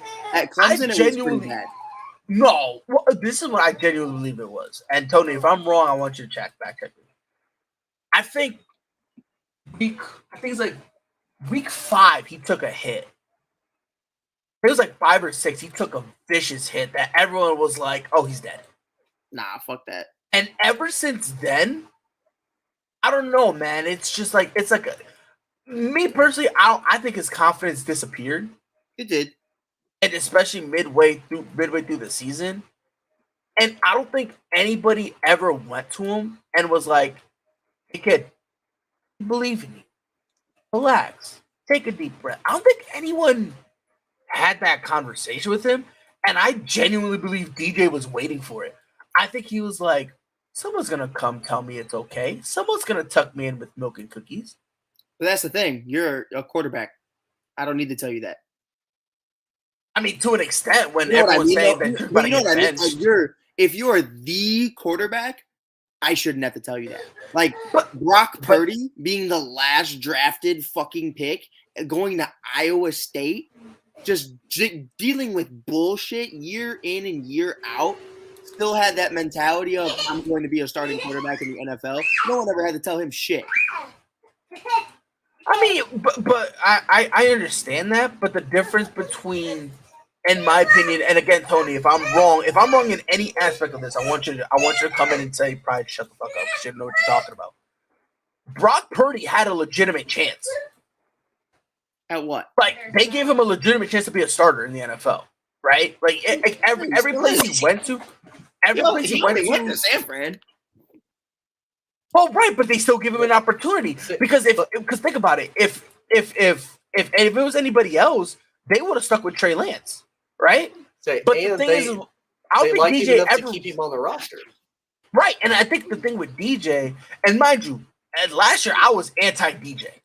I was furious because I'm like, bro, this kid's looking like a bona fide scrub, right? But I think the thing with DJ is like he always felt like, man, no one really wants me here. Like Dabo, like it was crazy because there were times that, again, Tony, if I'm bugging, you let me know. Tell me I'm wrong. There were times where Dabo Swinney even kind of fueled those rumors of DJ getting benched. Like they would ask him, "Is he getting benched?" Oh, you know, I mean, I'm not gonna confirm nor deny. Like, no, bro. Like, yes, the kid is struggling, right? And he's looking to you like, yo, you know, just. And if you tell me I'm good, if you tell me I'm okay, I'll be fine. I just need someone to look me in my eye and tell me I'm fine because the things I'm hearing is making it seem like y'all want to move on from me. Then Dabo goes, I mean, you know, he's not a bum, but he's a bum. And then he's like, oh, thanks for the vote of confidence, like question mark. No, yeah. Why am I here? So it's I like, definitely hear you, Pride. You know what I mean? So I just think like he felt like, yo, no one really wants me here. What am I doing here? I don't think they did. Then he's trying to play through the adversity, but he's now getting in his own head because every time he makes a mistake, he feels like, because there was one game where he popped off. It was towards the end of the season. Was it like week 10 or something like that? Where he popped off. And everyone was like, yo, he arrived. And then the next week he played borderline tentative, where it wasn't a bad game, but he just looked scared to just play. And that point right there, though, Pride, I think is exactly why you didn't have Dabo have those conversations. Like, I'm gonna break it down to you in an NFL way. Yes, sir. Kyle Shanahan did not say a single word about Trey Lance's job security the entirety of last year or the entirety of this offseason. Because when you think he's the guy, I will kiss your feet.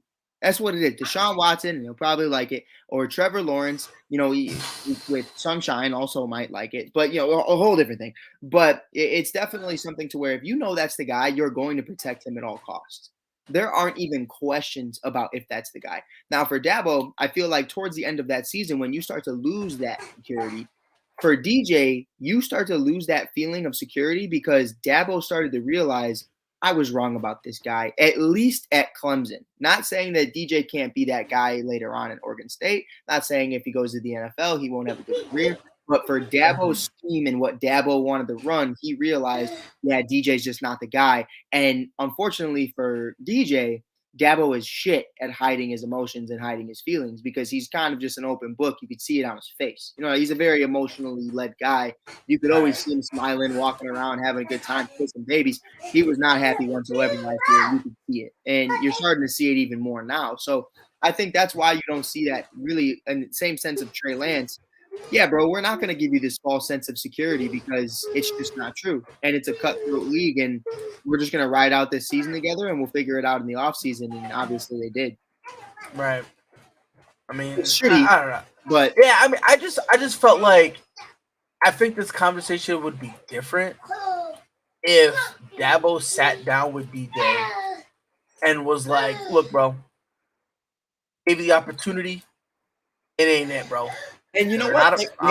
They might have. We really don't know. You know what I mean? Like, that's never going to be a publicly announced thing. You know what I mean? Yeah, you're right. I mean, it is a possibility, but you can't say that and then have the kid start. No, No, 100%. That's what makes me think they didn't really have this conversation. Right. Because you can't sit here and tell the kid, hey, you're not it, but I'm still going to start you. You see what I'm saying? It definitely would have been like end of the season. And I think that's what I was alluding to is like with Tony talking about possibly his decision in Oregon. That's a possibility. Like, why did he go to Oregon? Obviously, you have a conversation with Dabo to have that move. Right. That's honestly that's a good thing. That's probably what it is. They finish the season and like the end of year meetings, Dabo probably called him in and said, "All right, Chief, how you feeling? You feeling good?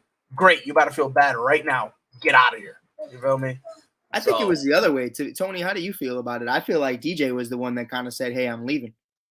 I think it was probably both because because for whatever reason, how Cade Klubnik played last year in filling for DJ, he seemed to have better control of the offense and at Pride's point. I don't know if that's a matter of DJ's just like, look, I don't feel like y'all have confidence in me. Like, just give me something I can work with. And, was Dabo really putting forth the full effort of like, hey, make sure he's, game ready, like good to go? Because he was a very highly touted recruit. So if I'm DJ, like, look, the fans don't really support me. I don't feel like my coach supports me, my offensive coordinator, my quarterback's coach. None of them are really here for me. Like, I don't feel like Clemson is the place I need to be. I need to go somewhere else. And honestly, I feel like it was probably mutual from both sides. Dabo's probably like, yeah, you're right. Not a fan. Get out. Yeah. And like, it's just kind of sad, because again, like I said, bro, 2-3 years, there's gonna be a conversation, and I'm telling you, bro, I think we all agree here when it comes to like the Dabo Swinney slander that's on the way. Everyone's gonna bring up DJ, and if DJ balls out at Oregon State, everyone's gonna look at Dabo and be like, "Bro, no 100%. Shot you let that happen." 100%. You know what I mean? So it's like. So it's gonna be a thing where people are gonna they're gonna slander him to Kingdom Come. Right. They're gonna slander him, and it's more along the lines of, are you gonna be one of the people that goes, all right, bro, context. Let's put a little bit of context in this thing, or because if we're gonna be honest here, if you watch the game of Oregon State, the way they run their offense, it's completely different. It's completely different. Like, you know what I mean? Like, obviously, Dabo Swinney wanted a lot of movement. At Oregon, so far, it's a lot. You're not asking the kids to, to run around. You know what I mean? So, I know I've been talking too much. My bad. Let me shut up. No, you're good. But real quick, DJ did throw. He was 20 of 25, 239. So he completed 80% of his patches. Patches.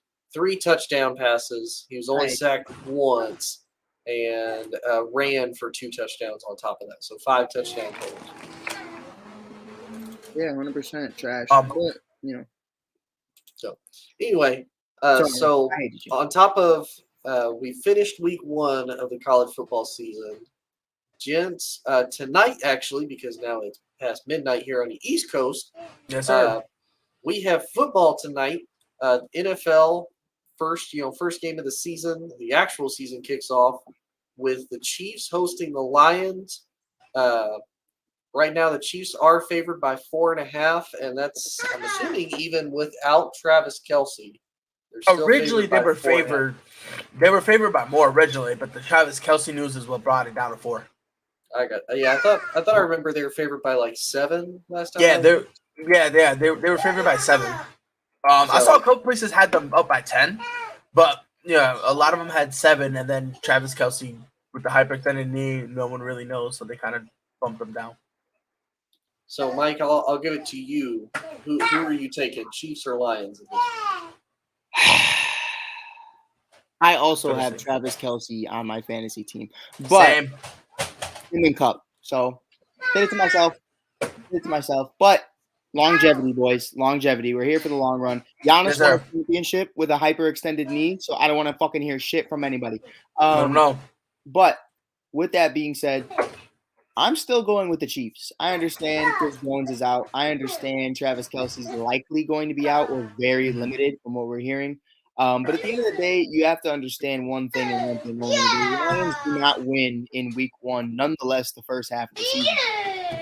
It's just they have a bunch of guys out as well with suspensions. They have a couple new guys out that are still going to need to gel together. I think the Lions are going to be a good team this year. I'm not saying that. I'm not saying that to discredit them. You are going up against the champions. And I think even without Travis Kelce, Patrick Mahomes is Patrick Mahomes. And I think it's definitely going to be a conversation to where it's going to come down to the wire. I don't think this should be a game that does come down to the wire, but I think it's going to because of lack of resources for the Chiefs. And, at the end of the day, you are Andy Reid, and you should be able to outplay somebody like Dan Campbell. And I think for anybody out here that thinks that somehow, some way, Dan Campbell and Jared Goff are about to take down the defending champs, even without Travis Kelce, it is just pretty wild to me. And I don't know if you guys feel the same way. Really quickly, my final point that I wanted to make before I throw it back to our normal page, because it is so due. Pride, are you there, baby? Yeah, I'm here, baby boy. If you would so lovely, give me a drum roll, sir. You want a drum roll? Sir, I need. Let me find one. I gotta have it. Where is it? I gotta have one. Never mind. I can't find the video. Pride, don't give me a drum roll. But man, that's tragic. That's tragic. No paddock. Actually, I can. Tony, are you ready for it? Let's do Right. it. Gonna fight for your right to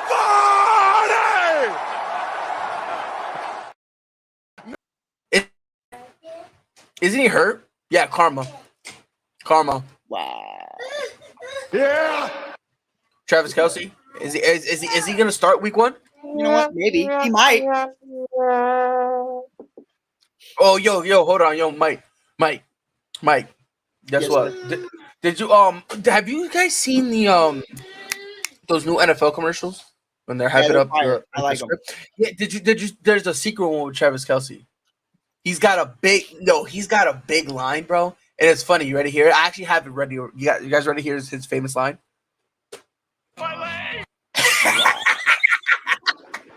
You want to know what's crazy about that, though? I will say this.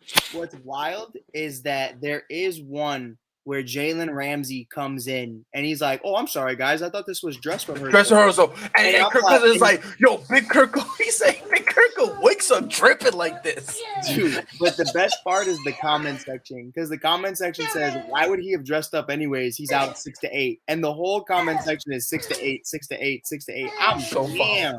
So foul. Not wrong, but so foul. So foul. Big Kirko wakes up dripping. Yo, Right. Big mustache, Kirko. oh God, bro. But yeah, so But with nah, that, like- though, in all seriousness, before take it, I'm gonna still take the Chiefs. I think I'd be a fool not to. That's just me, man. How do you guys feel about it? So yeah, I'm gonna take Go the ahead. Chiefs just because of overall experience. I mean, the Lions I think did really good in this past draft, like addressing some of their defensive needs.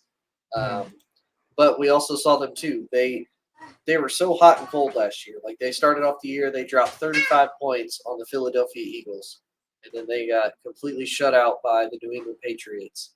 And then they went on a hot streak again. It's like, wait a minute, why is there no consistency? So I mean, at the end of the day, like you said, Mike, the Chiefs have Patrick Mahomes, they have Andy Reid. Like they'll be fine. They may not win by as much, but I still think the Chiefs will win. 100%. So, how you guys doing today? Okay. Good problem. I'm good, but you guys ain't gonna be after this. I said this before, and I genuinely believe this. You know how in every dynasty there's like that one year where they look a little shaky, but then they kind of come back in the playoffs and they look like normal or whatever. I think this is one of those I think this is the year for the Chiefs. They're kind of due a year, if we're gonna be honest, right? Didn't that happen last year though? They were 2-3 to start. I mean, not necessarily, because I'm thinking more along the lines of like they're not winning the division. Oh. Yeah, brother. Wait a minute. Yeah. In the AFC West, so who do you have winning the division? I think the Chargers are on their tail for sure. don't think so though, because I listen. Don't tell me you think Russ is on it. You're gonna say 100%. Listen. I think Sean Payton is getting to Russ. I think he's getting to him, and I think we're gonna see MVP Russ again. Because remember, like if any coach other than Nathaniel Hackett, I don't think Russ is looking the way he looks. Because I think before anything, I think another coach who like calls him in the office and goes, "Bro, let me holler at you. Okay, shut up. Like, what are you doing with your life? Whatever your plan is, you're wrong. Shut up. Go home. Think about your life. Come back. Go home again. Think more and try again later." Right? So I think with a guy like Sean Payton not letting that stuff slide, I genuinely believe this is. I don't think you see the same Russ again. I don't think so. I think the Chiefs are going to be second in the division. Obviously, a wild card team. I think people are going to freak out and be like, "Oh my God, they're not going to be fine."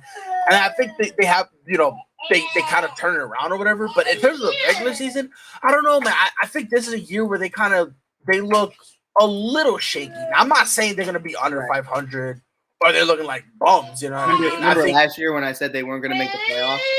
Lols. Yeah, you know what that was though? You know what that was though? That was Matt Nagy hating my heart. I have to admit it. Yeah, no, you're right. You got the news. So Pride, I do have to ask though. Okay, I do have to ask. So you're gonna ride with Broncos country. That's right. That's gonna be your pick to win the AFC. Okay. Did you see who they happened to sign throughout the preseason as their place kicker? I don't care. Can I get the like sad trumpet? They had Brett Maher. That's all I needed to know. Now they don't have Brett Maher on the roster no more, but they had to go out and vote for big blood from the Saints because they didn't have a kicker. But they're like, you know who's going to possibly do it? Brett. Like that tells me everything I need to know about Broncos country. No. Right, 100%, bro. Man, they're gonna ride their way into the playoffs, bro. I'm telling you, they're gonna ride their way into the playoffs. Here's my big thing. Here's where I'm looking at it, and I want your guys' honest opinion. Is it cool, Pride, if I name a few names really quick? Just because it blows my mind that we're not talking about it, but there's a reason we're not talking about it. So last season, this team comes together. They have amazing rookies. They have all-pro offensive tackles. But on top of that, the Los Angeles Chargers not only have Justin Herbert, who I believe is a top 5 quarterback in this league, Keenan Allen, fully healthy, Mike Williams, who became an amazing part of that offense, Austin Eckler, top 5 running back. But talking about that defense, you look at Derwin James, one of the best safeties, J.C. Jackson, who is amazing for the Patriots. And then you look at Joey Bosa, Khalil Mack, and a bunch of other guys who just unfortunately weren't all on the field at the same time last year. And that's a fact. Like, these guys probably all played 4 games, and Pride, I don't think 4 of them all played together. Like, they were all playing different weeks. It was literally like a revolving door of, hey, who's in today? Whose jersey should I wear? So but that's why I can't trust them, bro, because exactly. Your most important guys are too injury prone, and on top of that, you got a coach that's an idiot. But to that point, I want to throw this out to you. If they're healthy, that roster is 10 times the roster of Broncos country, no? I wouldn't go that the far. Broncos they just lost Tim Patrick for the season. I say, I'm not gonna lie. The Broncos the Chargers remind me of like the AFC version of the Dallas Cowboys. Like they have all the potential, they have all the depth, like they have everything to be successful. I agree with you. And they just except shoot the quarterback themselves though, every right, single Tony? time. Oh, except the quarterback. That's just all over Dak all day, every day. Tony is the only Cowboys fan I can talk to. I appreciate that, buddy. The rest of you can suck my anyways, suck my Derwin James. Ooh, suck that Khalil Mack. Suck that Khalil. But no, Pride, to that point, I think, dude, I just need to see that pass rush with a healthy Khalil Mack and a Joey Bosa, especially a Joey Bosa in San Francisco. We all saw how he was. I mean, you guys saw that video of the fans heckling him. That shit's hilarious. But lol. For trumpet, Pride. Oh, I got you. You go to your brother's playoff game and get trolled. Lols. tragic, bro. I mean, look, here's my thing. No tragic, This no is why- static. Mad brick outside. is- You're hurt. By the way, I'm playing Pirtle, and yeah, I'm on a roll right now, bro. I only took one guess for like 3 wins in a row. I'm God. Here's my thing with the Chargers, though. Number one, obviously, the injuries. Brandon Staley being your head coach, you're not doing anything. You know, I just think he does too many stupid stuff to kind of, you know, shoot his team in the foot. So it's not way for me. Like kicking a field goal when you're down. Right. You know what I mean? Like, he's weird. So when he's supposed to be conservative, he'll be aggressive. And when he's supposed to be aggressive, he's conservative. It's the weirdest thing for me. It's weird. It's like, dude, just, I don't know, opposite days every day for him. But yeah, no, until they get a new head coach, I don't respectfully, I don't see them doing anything, bro. I can respect that. But can I ask you this? Go ahead. What has Sean Payton done since the Super Bowl win? Like, what do you think? Like, There were a couple dark years, but then they were like his last 2-3 years there. They were a legitimate playoff team, and I think it was the last year he was there. They should have been in the Super Bowl because that blown call. But here's my thing, and Tony, I'm gonna throw this one to you, right? Because I want to see both of your perspectives on it. At the end of the day, we can all agree it comes down more times than not, unless you're the Chicago Bears for whatever reason. It comes down to your head coach and your quarterback. Can we both agree on that? Mm-hmm. So when I look at Sean Payton and I look at Russell Wilson, and I see both of them, okay, you're champions. But I've also seen a lot of years of, hey, we get to the dance, but we don't do anything at it. Now, with Andy Reid and Patrick Mahomes, that's who you're going up against for it. Mm-hmm. So with the Justin Herbert conversation, I'm totally with you because I believe in Herbert. He hasn't done anything, but I believe in him. I don't believe in the coaching staff. Jimmy G, I will say this. I don't believe in Jimmy G. But how is Sean Payton and Russell Wilson supposed to go up against Andy Reid and Patrick Mahomes? Well, let me start by saying this. And I might get in trouble I might get yelled at for this, but it is what it is. Sean Payton is a better head coach than Andy Reid, and it's not even close. Oh, man. You said what? Okay, I'm going to say it one more time. I'm going to say it a little louder for the people in the back, so that way in case you guys can't hear, because I think somebody here got hearing problems. Sean Payton is a better head coach than Andy Reid, and it is not even close. Is that better? Yeah. It's not even close. It is not even close. I can ask how and why. Okay. In terms of offense, I genuinely believe he's when it comes to Sean Payton, he's got more facets of his offense. Now, Andy Reid is more of a run and gun type of dude. But if you notice, when it comes to anything, I'd say 7 yards and in, Andy Reid is not involved in it in the slightest. Because he doesn't, I don't know what it is, but he just, this is what I genuinely believe it is on why.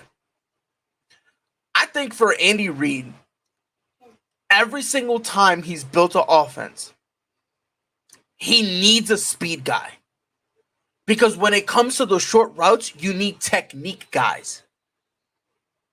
Like, think about it. When he was in Philly, he had cracked out Deshaun Jackson, right? That man was on crack. You can't tell me he wasn't, bro. Right. Man running that fast. You don't run that fast normally. See what I'm saying?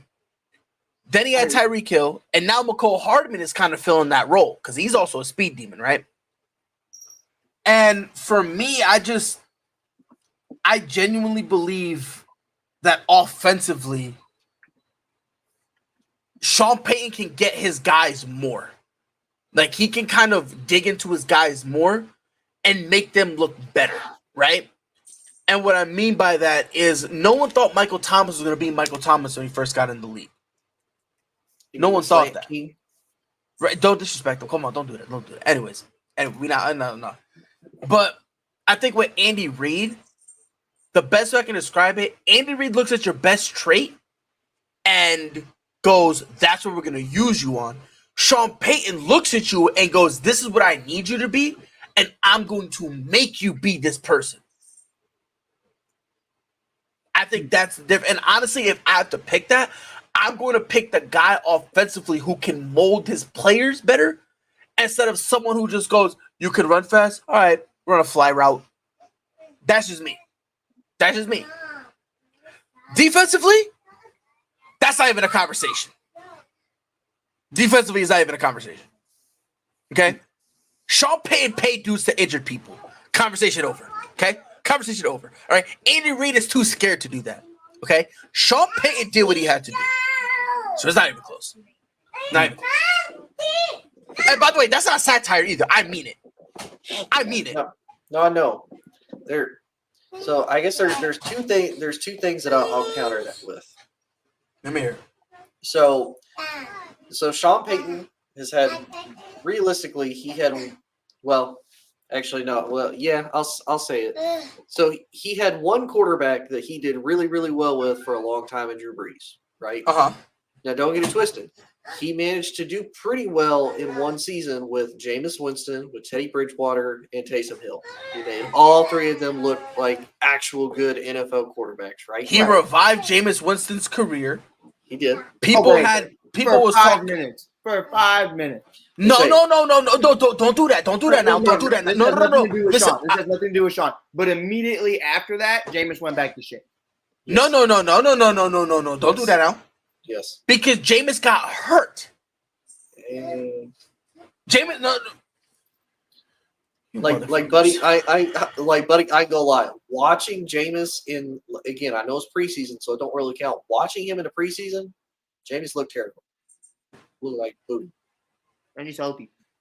Booty. Tony, Anyway, do you have anything else in your rebuttal? my other rebuttal is Andy Reid has done it with not only 3 quarterbacks, but Andy Reid has 2 Super Bowls. He's been to multiple Super Bowls. Stop. Okay. Mm-hmm. He got those with one quarterback. But he's been to others.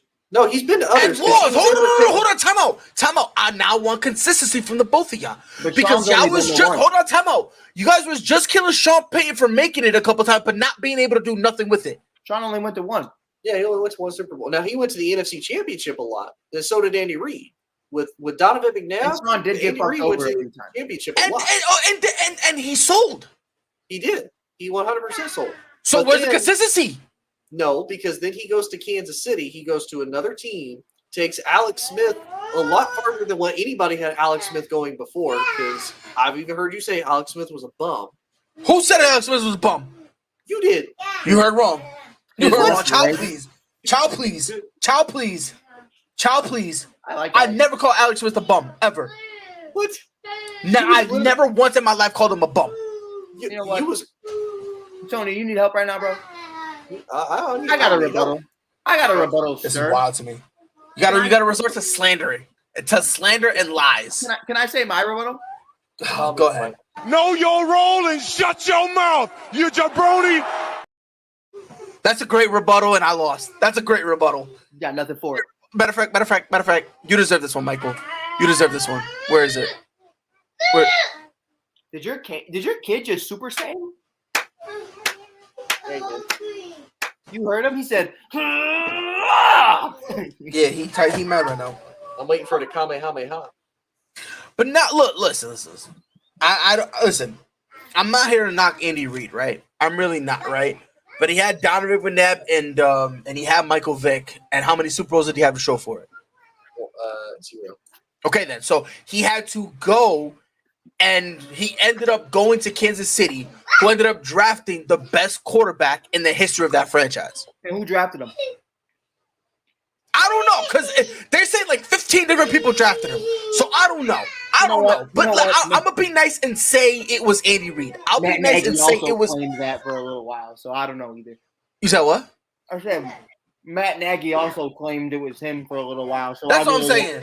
That's what I'm saying. But if I am more keen to believe that it was Andy Reid over Matt Nagy, because no shot Matt Nagy saw anything. No shot, right?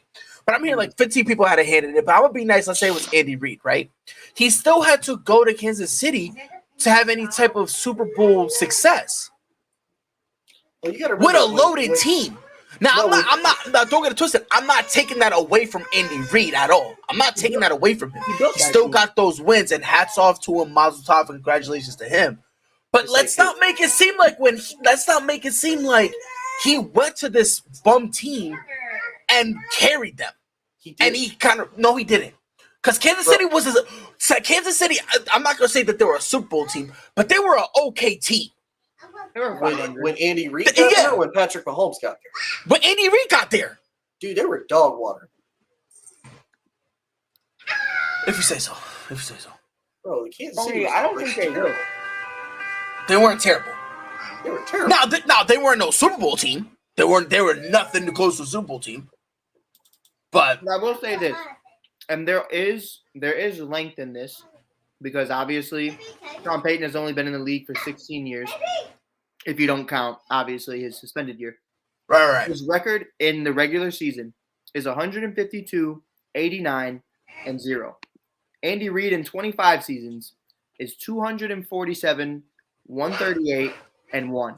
So I mean, there's I don't know definitely what percentage. I don't know percentages. I don't know what No, the me percentages neither. are. But you have to at some point understand that I just don't see Sean Payton, even if they're in an even amount of years, Uh-huh. being as good as Andy Reid from a winning perspective. Well, I mean, from a winning perspective, I mean, it's kind of by the way, what year did they go? Did Andy Reid go to the? It was 2013. Yeah. Yeah, So, Reid has so been to Pride 3 Super Bowls. in Reid is a 2012. 3-time Super Bowl champion. I don't think he's at 3. Hey, Pride, can you tell me what the Chiefs' record was in 2012, the year before Andy Reid got there? 2014. That was before they went and got. Hold on. That was before they went and got Alex Smith. The year before that, they were 7-9, and Yep. they went 7-9 because of injuries. The year before that, they were 10-6. Yeah. And then what were they before that? 4-12, 2-14, 4-12. Dog water. You had one winning season in a span of 1, 2, 3, 4, 5, 6 years. One. I know he only has. Google says he has 3 championships, and I know for a fact he only has 2. Who? Andy Reid. No, he won one. He as probably a coordinator won with the coordinator. Packers. Yeah, he won one with the Hey, Packers. probably was a before. coordinator. Because when you look at it, they take if you Google it, they take everything into account. So even if you're a coordinator or something like that, yeah, if you're a coordinator, they'll jump. Fine. I Because guess. he was with Green Bay from 1992 to 1998, and that's when Which doesn't make no sense at all. Favre Love got the that. dub. Love that for me right now.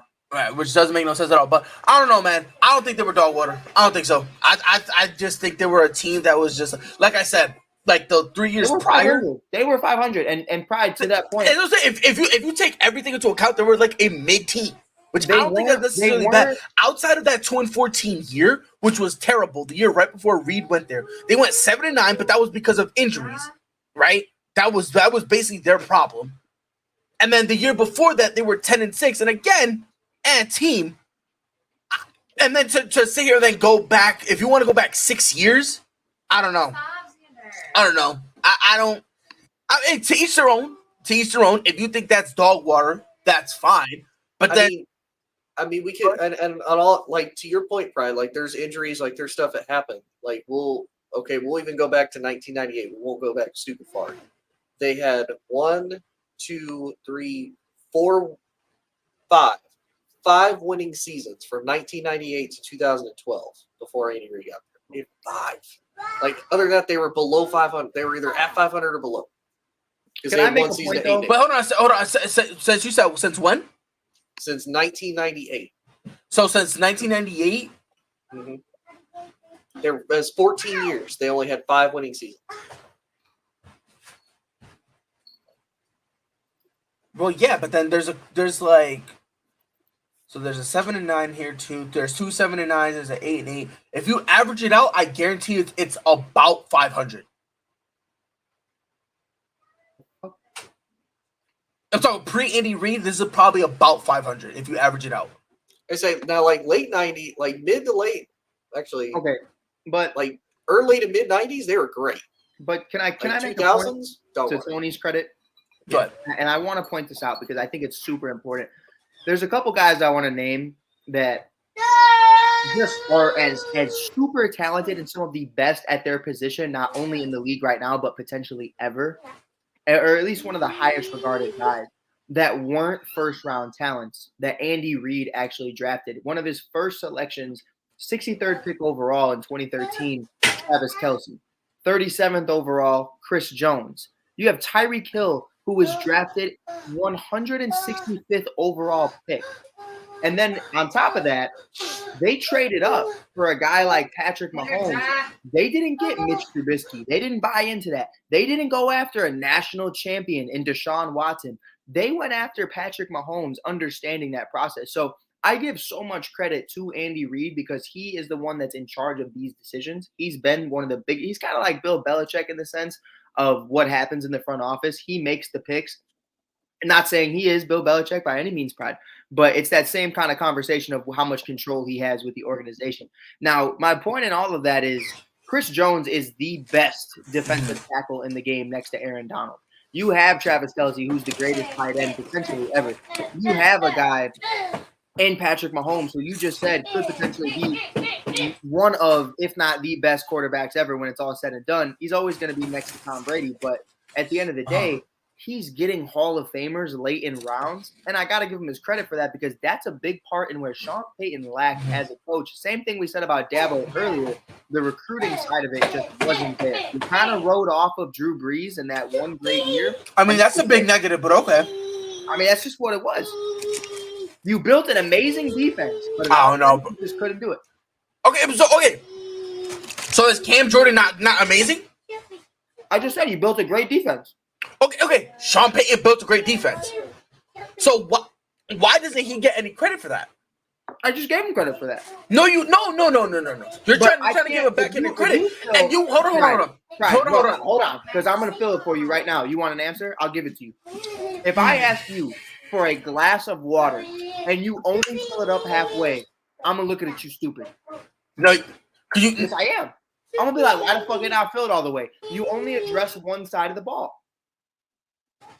No. Bank on Drew Brees at doing the rest. That's not necessarily true. That's not necessarily true.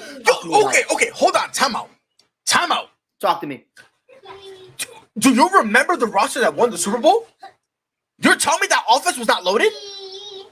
I just said that one season you wrote it, and the rest was just meh.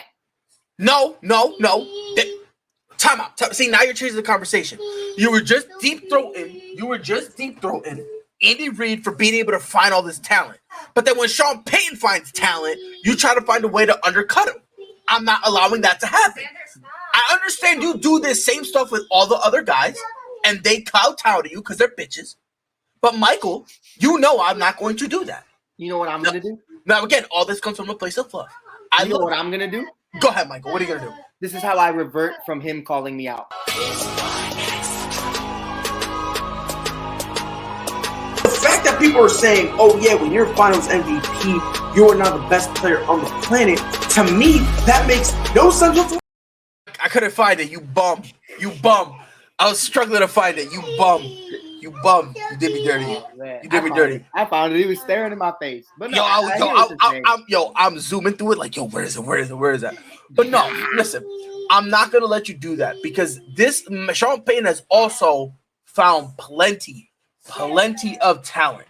Right. He found plenty of talent, and on top of that, let's not like we also need to stop this false narrative that Drew Brees was just this. Oh my God, he got Drew Brees.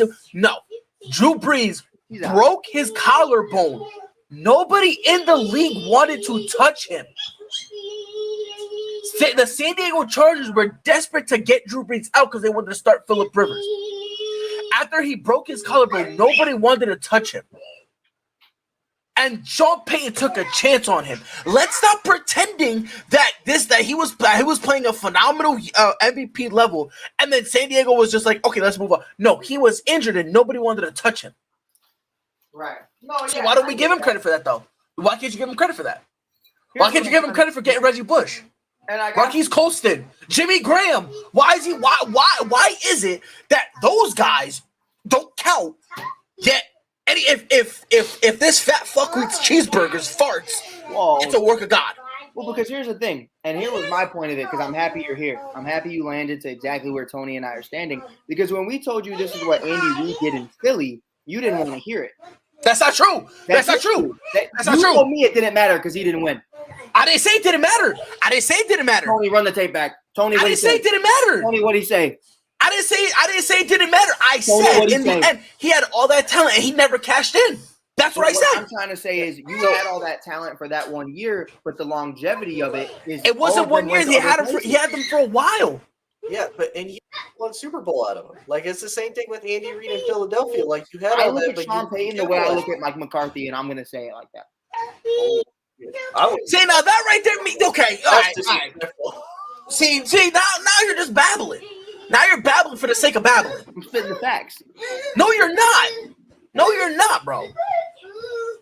You're not. That right there is no. That's not even remotely Hey, close at all. the difference? What's the difference? One's better than the other. How many NFC championships did they both blow?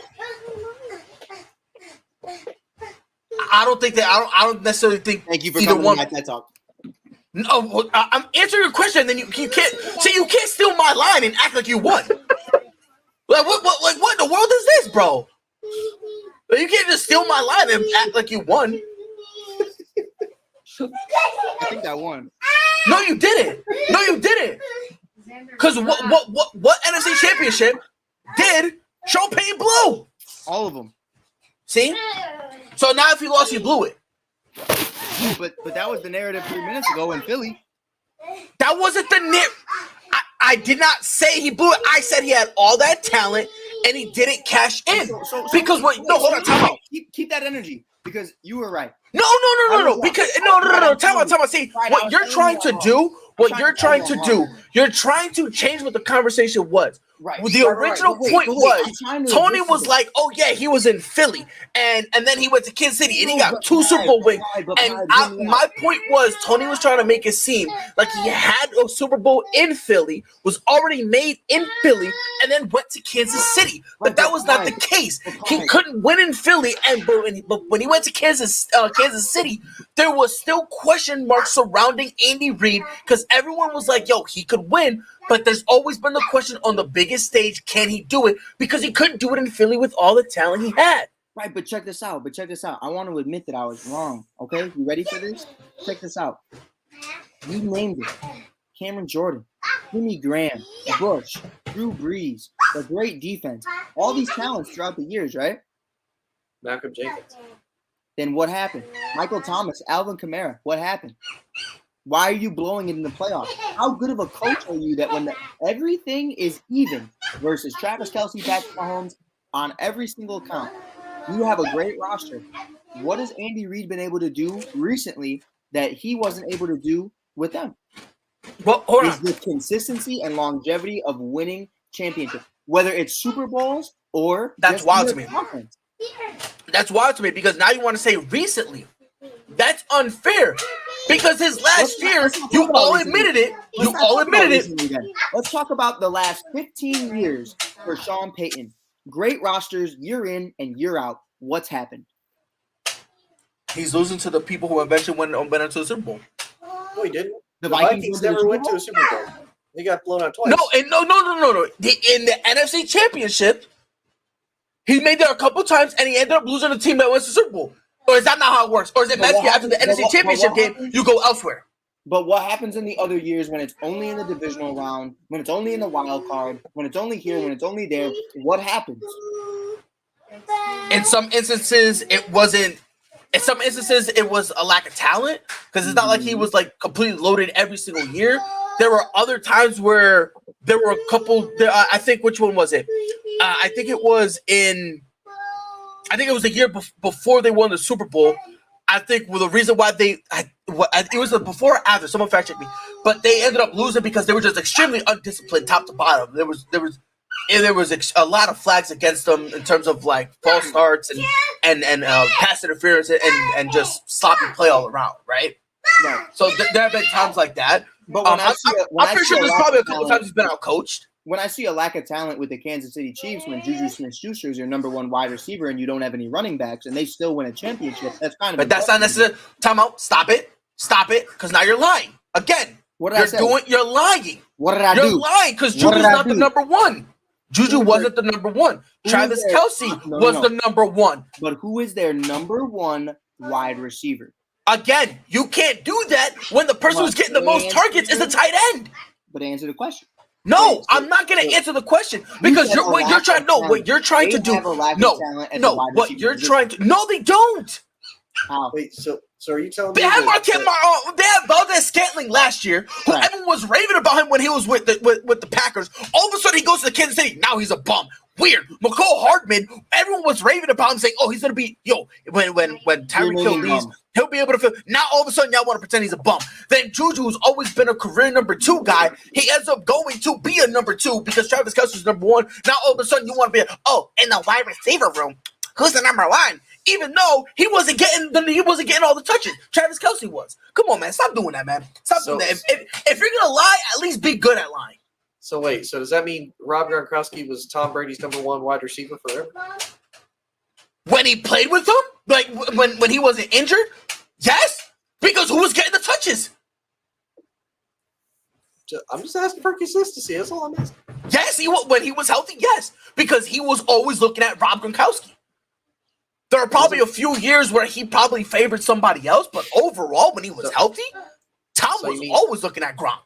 So you mean he was number 1 over Mike Evans and Chris Godwin? No. Got him. How? Hold on, time out. Thank you for coming to my TED Talk. No, Know your role and shut your mouth, you jabroni. Okay, are y'all done lying? Because I swear to God, I'm talking to 2 Jonathans right now. I swear to God, I'm talking to 2 Jonathans. Happy birthday. I'm convinced I'm talking to 2 of y'all, to 2 Jonathans right now. I'm convinced. Because no shot you guys try to say that when I said who's getting the most touches. When he was in New England, he was. Is that right or wrong? He was still getting a lot of touches in Tampa Bay, too. Was he getting as much as Chris Godwin? Who's the number 2? Huh? Stop it! Come on, Tony. You mean Do better. No ACL Godwin? Do better. Oh, so you're telling me he tore his ACL? First of all, when he tore his ACL, I think Gronk was already gone. No, Gronk was there. He No, broke his Gronk back was still or there. something. That was the last year, remember? It was a bad year. It was a bad year. Gronk left. Gronk was like, I ain't doing this. Gronk was like, fuck it, my back hurt. But let's pretend. Was he getting more touches than Mike Evans? At times. But that's not I'm not favoring. Now we're lying. I Now have we're Mike lying. Evans in fantasy. There's Now weeks we're lying. that he fucked Now with we're him, lying. and there's Now weeks we're that he lying. didn't. Now we're just pretending for the sake of pretending. It Now was we're either pretending for the sake of pretending. No. Like, right, to your point, it was either Mike Evans or it was Chris Godwin as the number 1. But I'm just saying there were times where Gronk did get more touches than Mike Evans because I felt like Tom just didn't really favor him as much at times, which I didn't really understand. We just say anything at this. I also think Bill Belichick just isn't a good coach. I know. Can we really give him credit for drafting Tom Brady? Honestly, Really give him credit for that? I think Tom isn't even that great. I think he's more of a systematic guy. Oh, definitely a system quarterback. Yeah, 100%. Okay. All right. What's the next topic?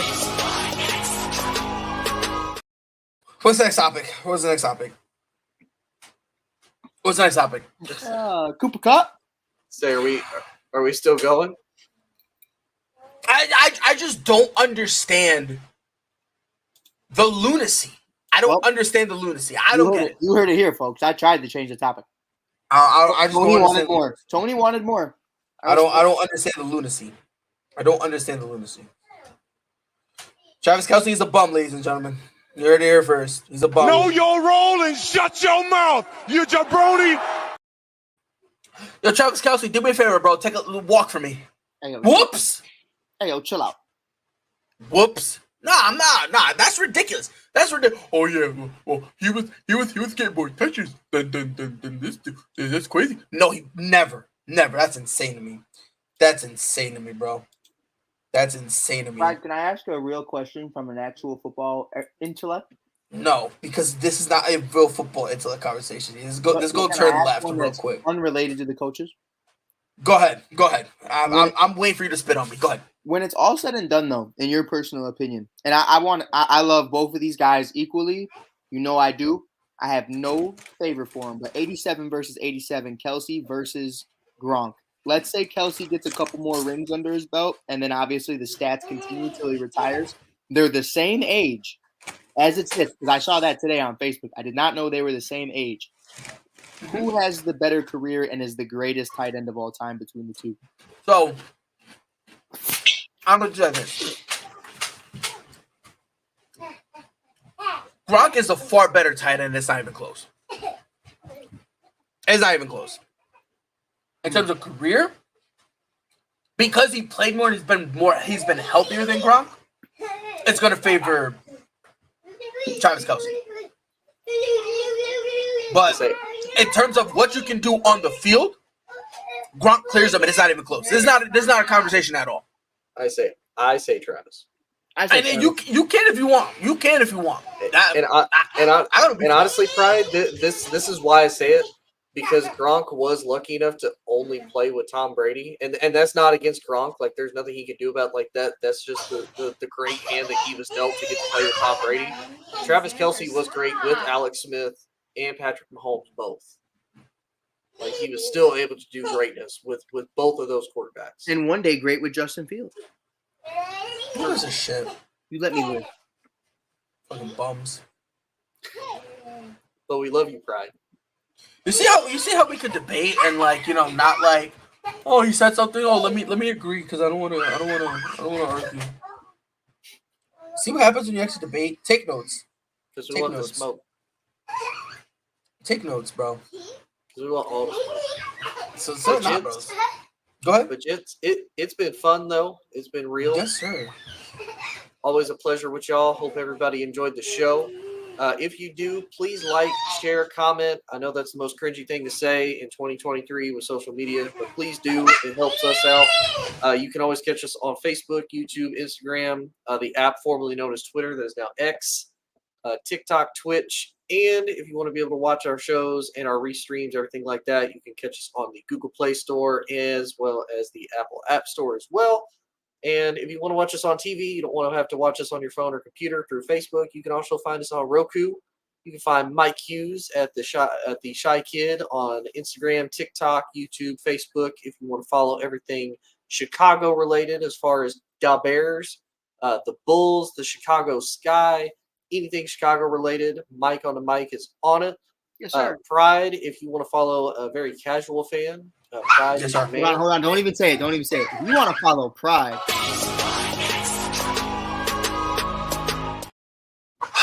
fall down a flight of stairs. But, I hope you make it and you buy a big house just to fall down a flight of stairs.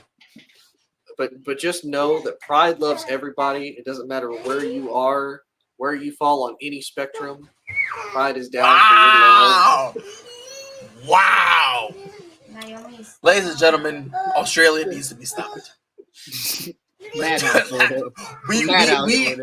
Bro, we gotta like find a way to lift that island up, bro, and sequester it on its own planet, bro. We gotta stop these guys, bro. We gotta stop them. Bro. We gotta stop these guys. Yo, these Aussies are out of control, bro. They're out of control. Aussie. Oi. But then we're gonna lose people like Steve Irwin. Now I gotta think on what I said. Wow. Yeah. Thank you for coming to my TED Talk. Hope everybody enjoyed the show. Everybody have a good night. Whole sports all plays. Yeah. Whole sports all plays. Whole sports all plays. 365, we making a plays. You talking the game, get you through the days. Behind the court, the dime in the lane. Variety topics living the same. All presentation, sports information. In the airways, taking the nation. Sport all